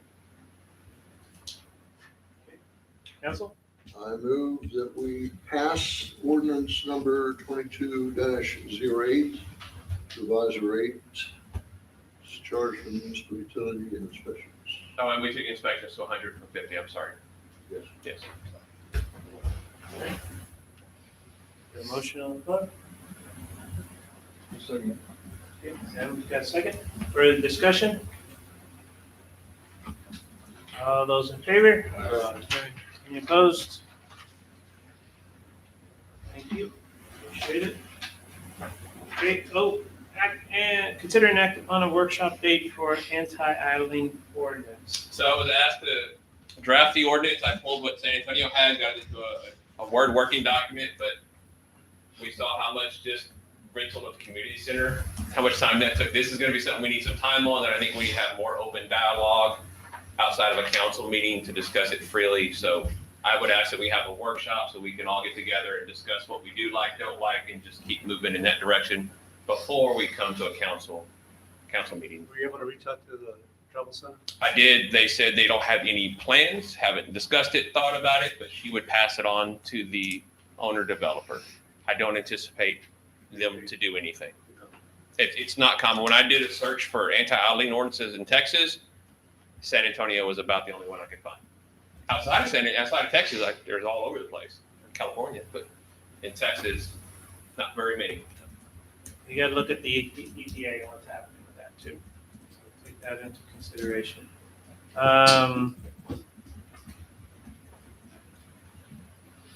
Next Tuesday, the 20th. How you guys look with your schedule on that? Oh, no, next Tuesday, I won't be available next Tuesday. I won't be available. Sorry.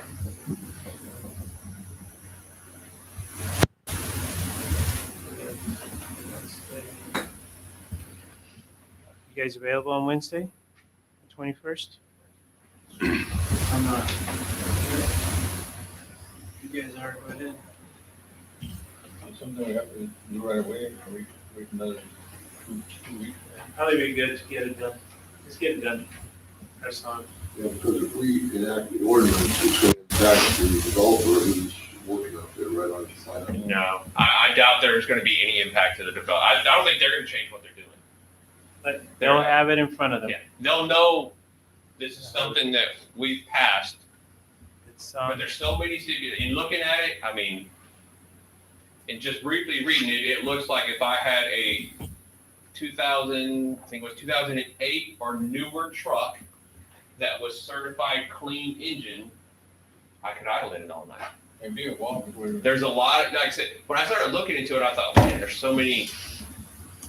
It was kind of one of those ordinances that I read briefly that it was kind of a feel-good ordinance. It made the people who wanted the anti-idling think, hey, we got an anti-idling ordinance, but there were so many things over here that said, well, but if you meet this, this, and this, you can idle all night. Well, I thought it was like 1,000 feet of a residential area. Yeah, there's, I don't know.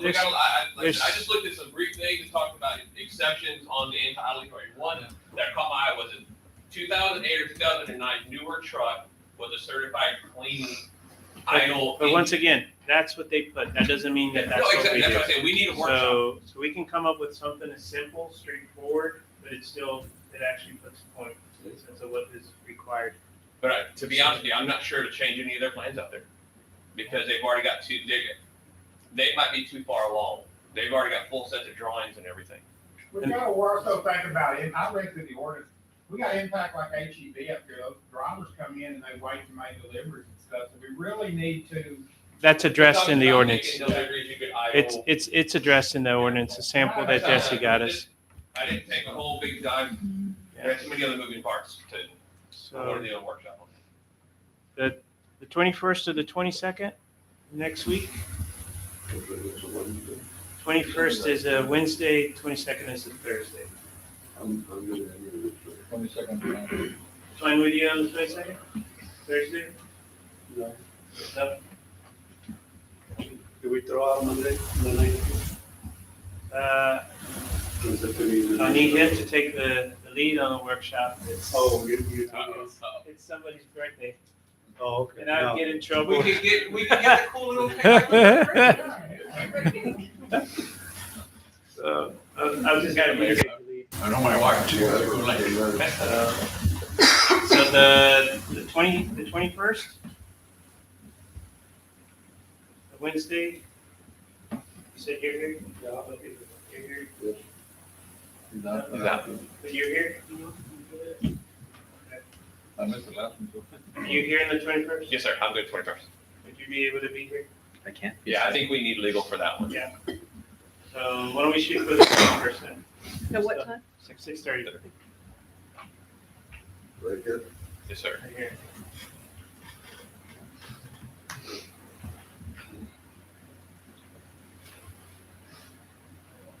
Okay. And I'll send out the draft. I need a of what I've got. motion for us to go ahead and accept that date. 6:30.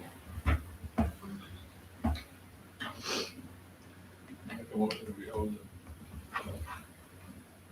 workshop for item or the 21st. 21st, Anti-item. 6:30. 30. Okay, got a motion on the floor. Let's go ahead and do it on 21st at 6:30 here in City Hall. Second. Okay. Any further discussion? All those in favor? Aye. Any opposed? Thank you so much. Thanks, Joe. I appreciate it. Pete, okay, let's go ahead and move on. Pete, consider an act upon the lease purchase agreement with Muscle Lighting for playing field lights at John Locke Park. So, council, I'm going to tell you, this was on my game plan. I was ready to move forward tonight. Unfortunately, right before the council meeting, we got some bad news from James that there's a major fix that probably needs to occur at the sewer plant. That's going to be a big ticket item. So, where I would love to do this, and we had it figured out Lynette and I don't think we need to move forward with this as an item. I think we need to put the brakes on until we can figure out what is going on with the sewer plant.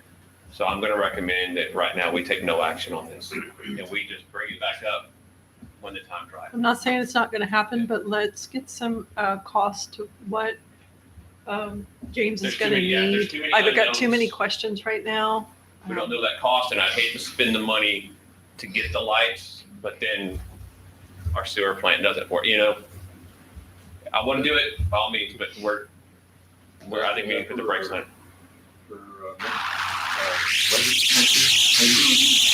This is going to be built into next year's budget. It's the way we're going to pay some down this year and then finance the rest out.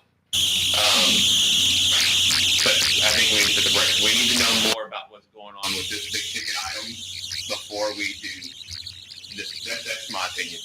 Let me reevaluate where we are financially after I get some numbers from them, and then we will look at it again. But We it can is, get it back in it's not, a month or something. we're not pushing it off. We'll bring it back. We don't want to table it because that gives them a little bit of flexibility, but as soon as we get an answer, we'll bring it back to the council. Like, we take no action on it. Did you get a quote? Did you send me a quote? Two different quotes. Yes, I went with the one that Little League is a Little League requirement, which was a little more expensive. It went from 215 to 245. The one for 215 would have been okay, but it wouldn't have been the lighting that was needed, you said, and what Little League requires to light their fields, which is what we're looking for. And if we're gonna bring people in to be competitive, we gotta have the right setup in order for us to be able to be. These are awesome. Be considered an I- official location. Last time I started, I got three. I get three quotes, but I only got two quotes. And these guys were the lowest ones, and they came highly recommended by. Yeah. So, This is, when I talk to these gentlemen out there, and thank you for leading the way, but this is on a buy board, so we don't have to bid it anymore. And good thing it was already the lowest one anyways, but this is top notch, top of the line stuff. Every NFL field stuff you're looking at, these are the systems they're using. Awesome stuff, but I think we have too many unknowns with another project that's unfortunately more important. you send me a list of all the projects they done on the area. We've got ways to figure it out. I think we can do it. We just got it. It's just the unknown there right now. This thing with James came up literally 10 minutes before we walked before in the here. meeting. So, We didn't know. Mayor, I'm So- gonna make a motion to have no action on the budget. thank you. Got a motion? I'll second. Got a second? Okay. Any further discussion? All those in favor? And I'll contact the vendor and let him know why we had to take no action tonight. Just ask them, see how much our contract is still good, the amount that they're quoting us, see if it's, I think it was good for 60 days, but it hadn't gone up much this year, so I think we're still in the ball field. Okay. We'll just see where like, okay, Q, consider an act upon Lisa purchase agreement with Lidle State Bank in the amount of $153,600 for truly outfitted police vehicles. from Caldwell, sure. Oh, well, So this is for the police department. We know we talked about building this year's budget. They said they were them and James were the only two big ticket items. We've got James's done. The police departments, we need to do theirs. So this is the purchase of two fully outfitted vehicles and to lease purchase the vehicles. And that first payment wouldn't be due for a year from the time we execute the contract. So the budget we're about to approve in a couple of weeks would have no effect on this. It would be the one after that. So I got two quotes on purchases, one from Lidle State Bank, our local bank, and then one again from American National Leasing, the company we leased public works equipment from. Lidle State Bank would be my recommendation. They, over a 4-year term, they quoted it at 2.97% interest. The total payment of $41,295.33 a year for 4 years. Where American National Leasing on the 4-year, their total cost was $42,874 at 4.5% interest. I think for that cost, I think we just stay local, keep our money local here in the city, and work with the bank on this one. Matt, is there any buyout at the end of that, or they just, at the end of 4 years, is it? At the end of 4 years, this one's ours. The other ones, I got $1 buyout at the end. Gotta take that dollar into consideration. So my thought process is we just look where we are at the end of the year and no penalty for early buyouts or anything else. If we've got excess money coming into the year, we don't have any big projects, we can buy out of one, we just buy it out and be done. Okay, so we got the two Tahoes. We're gonna get two more. Yes. You got the Charger? Challenger, the vehicle. You're talking about the fleet at the police department? Yes. I'll let Chief talk to it. So What's your you've fleet? got you've got two 2022 Tahoes. You've got a 2019 Charger. You've got a 2017 pickup and a 2017 Explorer. This would add two more. And then you're gonna get rid of, two, you're gonna get rid of two, 2014. two 2014s, and we've got a 2011 that needs to be gotten rid of. Now, our fleet is much smaller than any city our size with a number of officers. We have fewer vehicles in Divine, Castroville, Poteet. Take that back. Poteet's a little short right now. They had a little problem over there. So we don't have, we're very on the light side of vehicles. So when you get these two new vehicles, we're talking to 7 vehicles. No, because by then you're gonna have, Number 7's going by bye-bye. then you're gonna have probably, the Expedition's gonna be gone. So you're gonna have 4, 5, 6, 7. You might have 7, yes. You'll be close to 7. Okay. But the problem is, and then you're gonna have the 2017s, the Explorer's gonna start, 2014. The 2014s are gone, 2017s will happen. How many miles are on your 2017s? They're still on it, maybe the other one's like 60-something on it. So we pushed these 14s way too long. Oh, We pushed them to 140,000 and we spent a lot of repairs on them. The one that we just turned in was 153,000. That was what I just tagged on there. So our number of cars is still way lower. You take Ascos County Sheriff Department, Ascos, Medina County, everybody has their own vehicle. I don't even have to take home vehicle. I share my vehicle with another officer sometimes. Matt and I share vehicles for years. So we're way on the low end in number of vehicles. Now, we're gonna have to add officers. Unless this economy really craters and we don't have this growth. There's no way we could triple our population and not have a substantial increase. I mean, our patrol shifts are gonna end up having to be 3 or 4 officers a shift. 2 right now sometimes you get, because you're gonna be spread out. But with that is gonna come more vehicles. So this is not ever gonna be it's just gonna be an ongoing, we're gonna be constantly buying vehicles but this is gonna catch us But up. the smart thing, so the 7, I'm with you, and with the 17 being portion of it, we just need to build the rotation with the other vehicles too. Yeah. So we need to make sure that we So we'll never have an even, like what we used to do, where 1 year was this one, the next year was this one, the next. We'll never have that rotation because we put so many more miles on a police vehicle in their front line. Whereas a public works, James has got 2, what are your older trucks? They're 2011s, and they've got 70, 80,000 miles on them. My 2011s, But yeah, I agree. It's just with our frontline vehicles, we're gonna replace those. there is But no they- way. as the police department grows, they're gonna grow too. Exactly. But So- vehicles, like what he said, his 2011 has 70,000, my 2011 has 140,000. Yeah. So that's what matters. And then over at Animal Control, I know you're getting the new truck, right? Hopefully. maybe. And then how many miles you got on the van?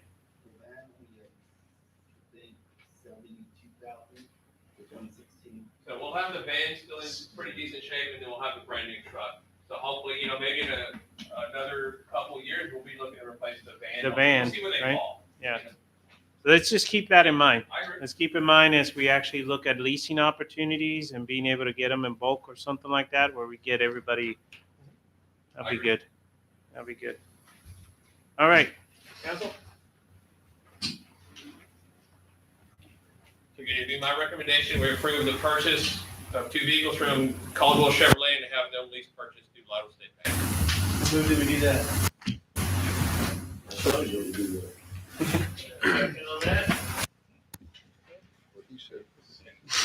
Any further discussion?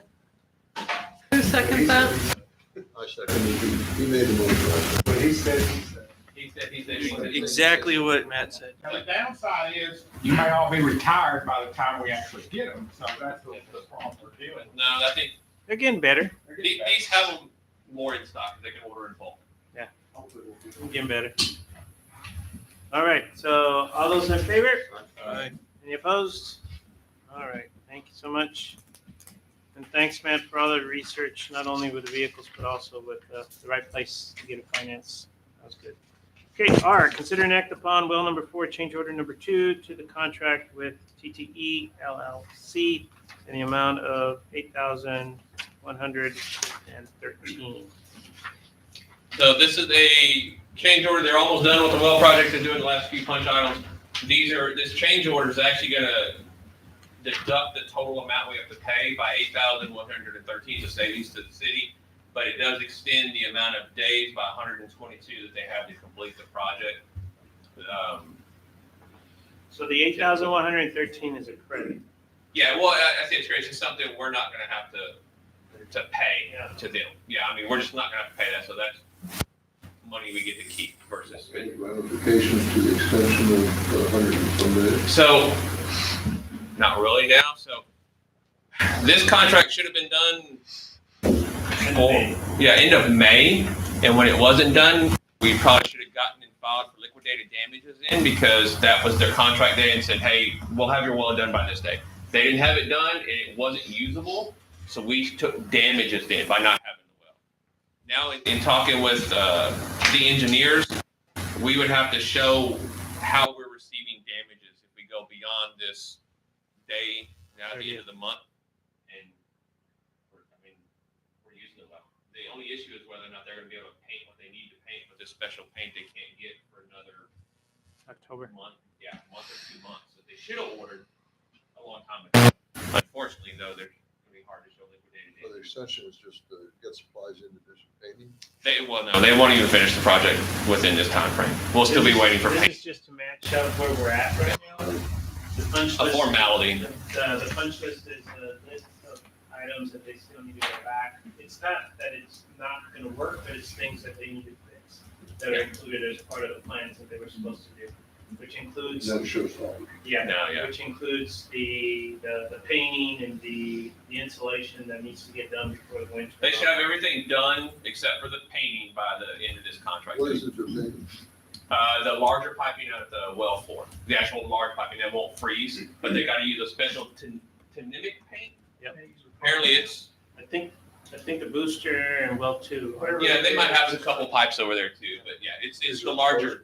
Yes. Yeah, large, like 12-inch and above. They can just paint because they don't freeze. Everything else they have to wrap it.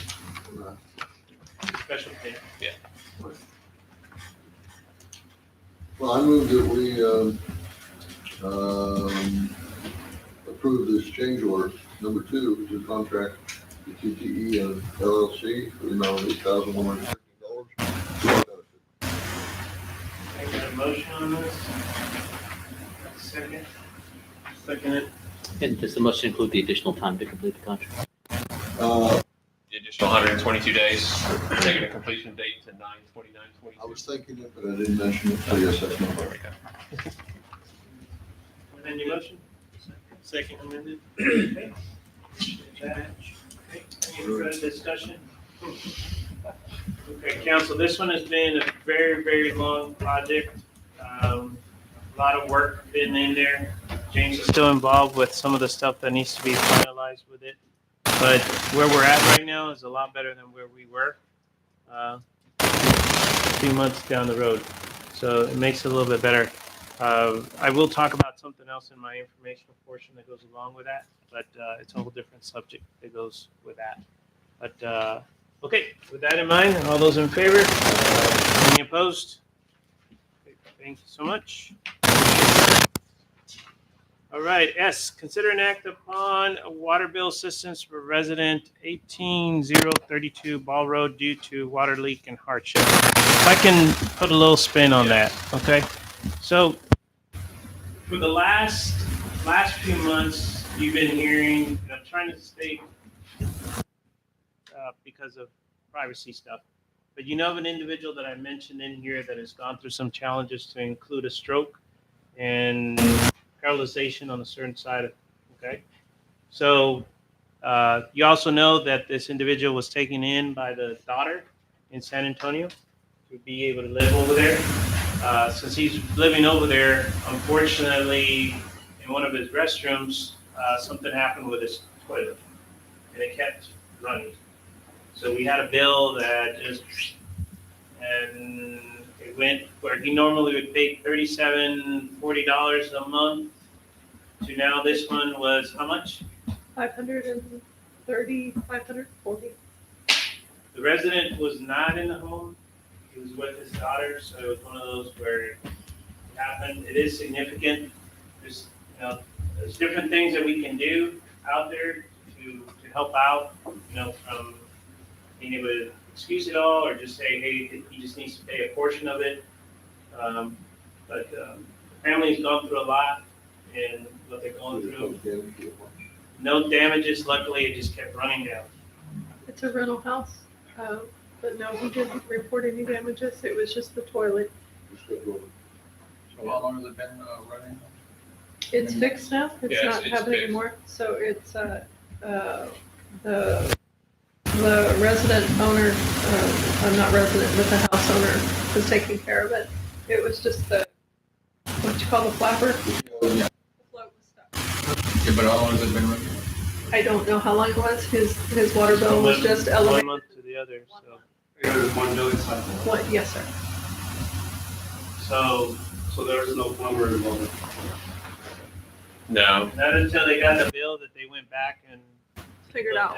Yeah, just like others we've had in the city where they've had leaks in the house, they don't realize they have one, and because it's so small until you get that bill from us. I mean, we've got, I think, 3 other ones that have some fairly large bills from water leaks, but we just don't have the authority in City Hall to do anything other than give them more time. So I put it on there, not in the sense of state it's just excuse everything, but take into consideration a portion of it if you'd like to give We them. have a track record of what he normally pays. Yeah, I can ask that. Yeah, his normal bill is between $38 and $42. Okay. I would move that we allow him to pay $40 on that bill and we absorb the rest. Got a motion on the floor for that? Um, A second? Mayor, I was gonna, at the start of the meeting, when you were asking me about the agenda item and what the item had to be captioned, I was texting our water attorney on this particular item because I was trying to find out the particulars and whether or not the city had authority to, on hardship grounds or some other basis, to relieve a water account based on some hardship issue. You pointed out that cities are required to go ahead and charge. They can certainly do payment plans. They can forgive fees, penalties, and the like, but that there would be an issue as to the legality of, it being an unconstitutional gift if you go ahead and provide water. Now, if it would have been the city water main had leaked or there was some it was the city were someone responsible for it. So that, so the city's, the city's hands are somewhat tied in terms of what they can do when they run into this kind of situation. They could do very favorable terms. They could do a lot of things like that. But and I can go back and talk to Patrick, our water attorney, see if there's any other strategies they've run into, because I suspect that they've run into this before, where the cities have that. I could say that the only other case I've had like this, where the city did have a leak on a customer that had a water leak on their property like this. The city did charge them, and then they ultimately did, they offered a payment plan and all that kind of thing to try to extend it out, make it as favorable as possible, but at the same time honoring the fact that the city has, because the city has expended the water, provided that they have to get paid for it. I had a similar deal occur. I paid $25, not here, I paid $25 a month.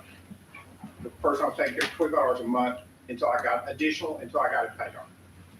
So I've seen throughout the years here different things being done, okay, whether or not they were correct or incorrect. But being able to go ahead and bring stuff forward, we definitely want to stay within our lanes of the things that we're supposed to do. So I really appreciate the advice to be able to take that into consideration. I talked to some of the other cities. There's some other cities that actually do a 1/3. If it's a situation like that, then the council can go ahead and look at it. I talked to them, some of them, they give the authority to the city administrator to go ahead and make that call too, based on the billing cycle too. So it just depends on what they want to do and stuff. But if it's better for us to, I know we got 2 motions, we're having a discussion, but if we want to table this to get further legal advice of what we can and cannot do, I think it would be more appropriate before we actually take any kind of steps. But also, family would sure like to know what's going to happen and get some resolution on it. This is not a motion, it's a question about a motion. I can make a motion, something to the effect that they just want to pay $40 and Matt and the family and you work on an agreeable legal payment plan that the city administrator can approve without going back to council. council. So that's something we currently do. So we have 3 other residents that are on payment plans because of water leaks currently. So I currently have, I put her out at a 6-month. I currently put that resident we're talking about on a 6-month plan. I put it in the system like that. There's just that it's really, you can't really forgive the bill. Has he agreed to this? I'm not talking to him directly, talking to his daughter. He should be moving out of the residence here and staying with her 100% of the time, and they're trying to arrange that. How about a motion to the effect that we allow city manager or city administrator to make appropriate arrangements with the family to take care of this bill? That's my motion. Do we need to? So we need to withdraw We need the. to rescind the first motion. I was just rescind my original motion, allow city manager to take the city administrator. Rescind my second. Okay, so we're back open. So go ahead and make motion. I'll make a motion that in the matter of the residents at 18032 Ball Road and the water bill, that we give the authority to our city administrator to work out the arrangements with the family and legal to take care of the bill. Okay, got a motion on the floor. Second that motion. Okay, got a second for us to go ahead and do that. Okay, any further discussion? Okay. Jesse, just take a look at it. We definitely, and it's not only for this one, but I think for any in the future. So what flexibility that we actually have. Yes, Mayor, we can try to come up with some suggestions on policy parameters. Take care of folks, no matter who they are, but, somebody that's gone through something this significant, to us, it's important that we try to do the best that we can within our means. Yes, sir. So, that'll be good. Okay, all those in favor? Any opposed? Okay, thank you, appreciate it. Thanks, Jesse, for keeping me out of trouble. Not keeping all of us out of trouble.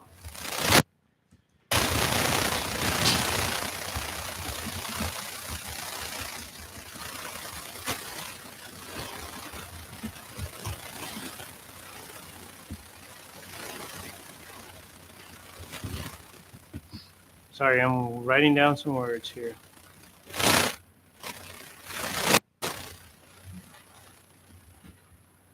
All right. Appreciate it. Okay, executive, number 7, we move on to number 7, executive session. Do we actually have anything for updates that you need to share with us? Nothing at all? Okay. So we don't need to do anything on number 7.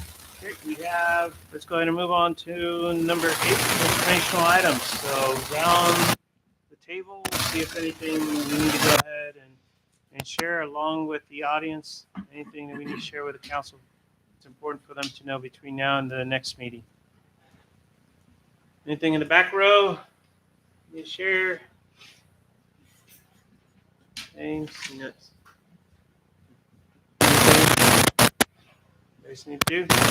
Okay. So we can go ahead and go through this. Water well. I know we had the agenda item and things that we need to do with the change order on there. Things that needed to make adjustment. But I do want the council to be informed. We did find out from TCEQ recently because of an easement request that was delayed, and it actually got to them way late.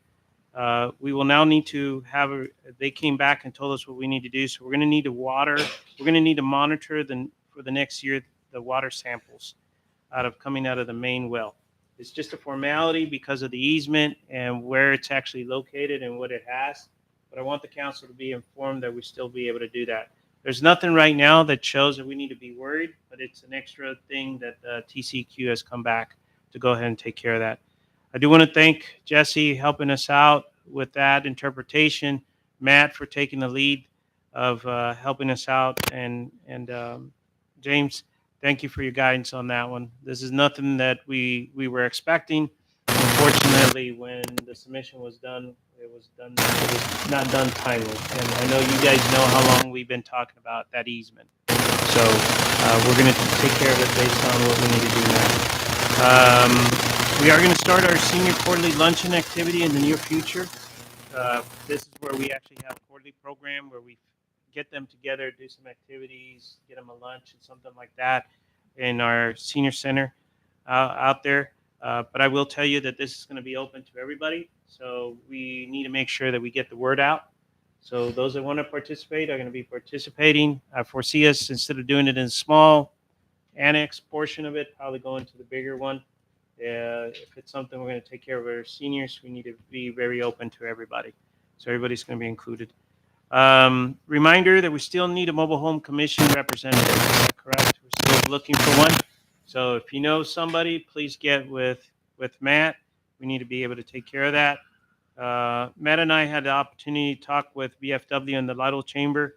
We planned out some of the possible events for the next coming year as we were looking at the budget and making sure that we took care of the stuff that needed to be done there. So this is good. It's a good starting point for us to make sure that we all align ourselves and we all know who's got the lead with what. So it's not a last minute thing. So a good program, a good events coming up, and we'll fill you in as we actually get closer through the calendar items. Talking about calendar, Richie, we got National Night Out, correct? So the 4th. Community center, got pretty much everything kind of lined up already, kind of sort of. So start spreading the word. We'll get some stuff out there. I know we got another meeting, but I want us to spread the word. This is a good opportunity to get folks come out. We've done one in 2 years, so Yep. We're trying to get back. 6 to 8, right? Yes, I believe so. I think that's what we said. At the community center, right? At the community center. Yep. Tonight we talked about waste management and some of the cleanups. We're still shooting for the 22nd of October. So please let folks know, those that are actually looking at trying to get rid of some of their debris. Can't be any kind of construction stuff, but any of the other stuff at home, be able to take care of that. Yep.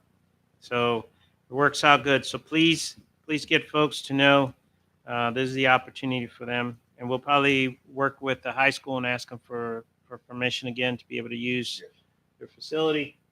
That's worked out along with doing it over here. COVID update, things are slowing down a little bit. We're still in the medium. I talked to our lead medical folks. They told us to start reminding folks about the flu season and some of the regular flu stuff. So we've done a really good job with some of the other vaccinations, with some of the other things, but they foresee that the flu season this year might be a little bit higher. So if you're given the opportunity, go get your flu shots. You got yours? Good. Special thanks to Public Works, Matt and Richie, for your assistance with the loss of power with one of our phases last week. Really appreciate that.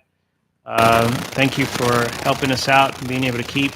Didn't have to go into a boil notice, and just being able to do that. And I want to give a special thanks to our residents. I know Richie put stuff out, I put stuff out, and I think that helped us out.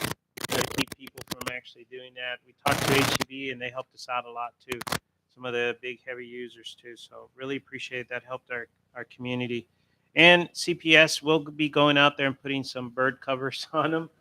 So hopefully we don't have another bird take out one of our phases in the booster station. Be able to do that. Also want to go ahead and say thanks to our new city attorneys, Jesse, the whole team. We really appreciate it. Here recently, we also find out that there was a annexation stuff that needed to be done. That was supposed to have been done last year. Never got taken care of. I appreciate Matt stepping up and helping us out with that and getting it back on track so we can go ahead and take care. So we're taking care of that one. And that's important. We got to get things back on track with the things, but can't thank you guys enough to be able to. We didn't even know. It was one of those we found out, but it should have been done last year. Thanks to Animal Control. Really appreciate it, Santi. Been hearing all the stuff that you guys are doing out there, especially taking care of the animals to transport, adoption, and everything else. You guys have been working it really hard. I love seeing the photos too that you guys put out there. The family adopting. Yeah, that was awesome. So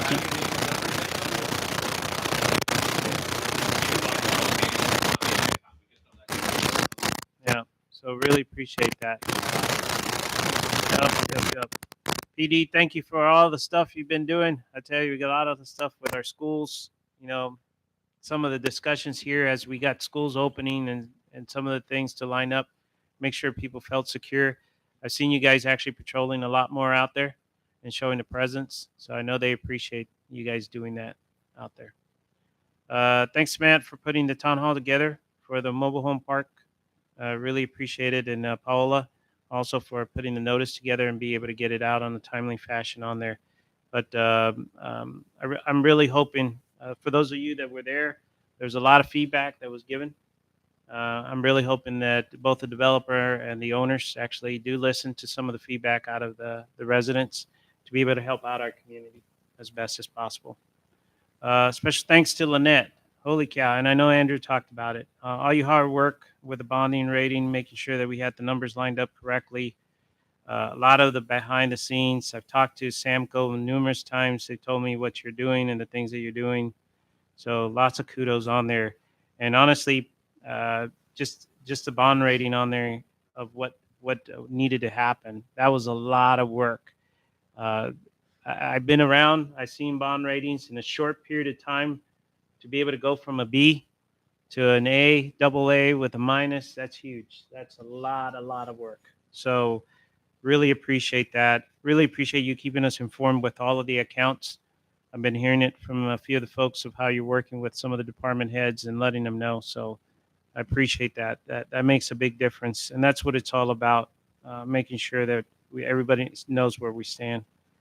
And even to make the right calls with Matt before the meeting about what's going on and maybe some of the things that James is going to need some help with. Those are the things that we got to do. He's a heavy spender. I know. Thanks to Patriot Auto, VFW Auxiliary, Lytle Chamber for the 9/11 remembrance ceremony and the breakfast for the first responders. I appreciate the city actually supporting them, monetary and being able to be part of the sponsorship. Richie, what do you think of the event? It was wonderful. I mean, it was really nice. A lot of food. He said great tacos. Great tacos.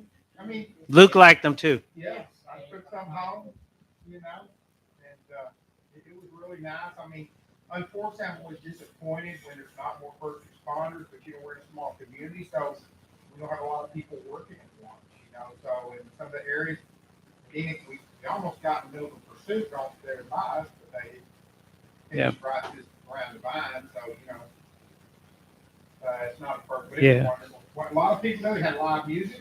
Yep.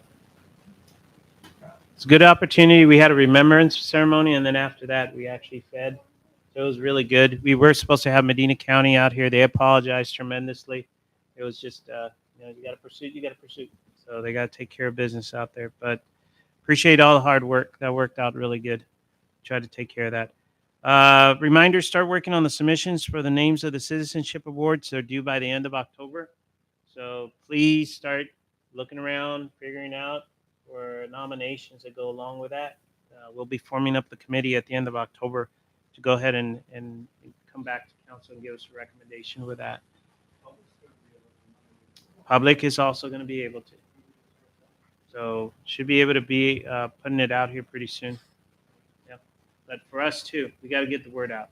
Yeah. And for us, our responsibility, we know people, some people are very, very humble. And we know those people that are making a difference in our community. This is our opportunity to get their names out here and let their story be known. So please take advantage of that. Birthdays in October. James is going to have a party towards the end of October. You know, once we start getting into that, or September, you got Juan and Bill. I don't know, is Bill working for us or not, boy? No, I see his name on and off. I don't know whether it's like it's like he just. It's like, is he there or not there? I don't know. I know it's like a ghost. You know, it's like, what's going on? So celebration happening over at James with that. And the last thing I have for you is please support our Pirates. We got some good opportunities, volleyball tomorrow. And for those that have been here for a long time, everybody understands about Natalia and the Legacy Bowl. That's happening this Friday. And it is going to be here. It was supposed to be in Natalia, but their field still is not ready. So be prepared. It should be a good football game. Last week the Pirates killed it. They did it really good. So yeah, they did really good. And our volleyball team, everybody, our cross country. I mean, it was varsity, junior varsity, varsity girls. Yeah, I mean everybody in Bandera, they all did really good. One's all the way, and except one was second as a runner-up. Yeah, so can't beat it. Can't beat it all the way around. So go out there and support our kids out there in our On the teams. football games, remember, you need to buy your tickets online. You can't buy them at the gate. So go to the LASD webpage and it gives you the link to go to the online site to purchase tickets. Yep. And you just bring your phone and then And this year, just be prepared. We have a lot of home games, but next year it's going to be the opposite. So take advantage of the opportunity to go out there and support our kids, especially here locally. It works out really good. Okay, did any last minute anything else at all? CBS is giving free flu shots. Oh, there you go. Just sign up. No age, no nothing. Okay. You got the flu shot, you get a free year. There you go. CBS free flu shots. Be able to take care of that. Okay. If nobody has anything else, it is 9:50. Okay. Got a motion on the floor for us to adjourn 9:50. Second. Second. We all did it at the same time. Yeah, I got a second over here. Okay. I don't think I have any discussion. All those in favor? First, second.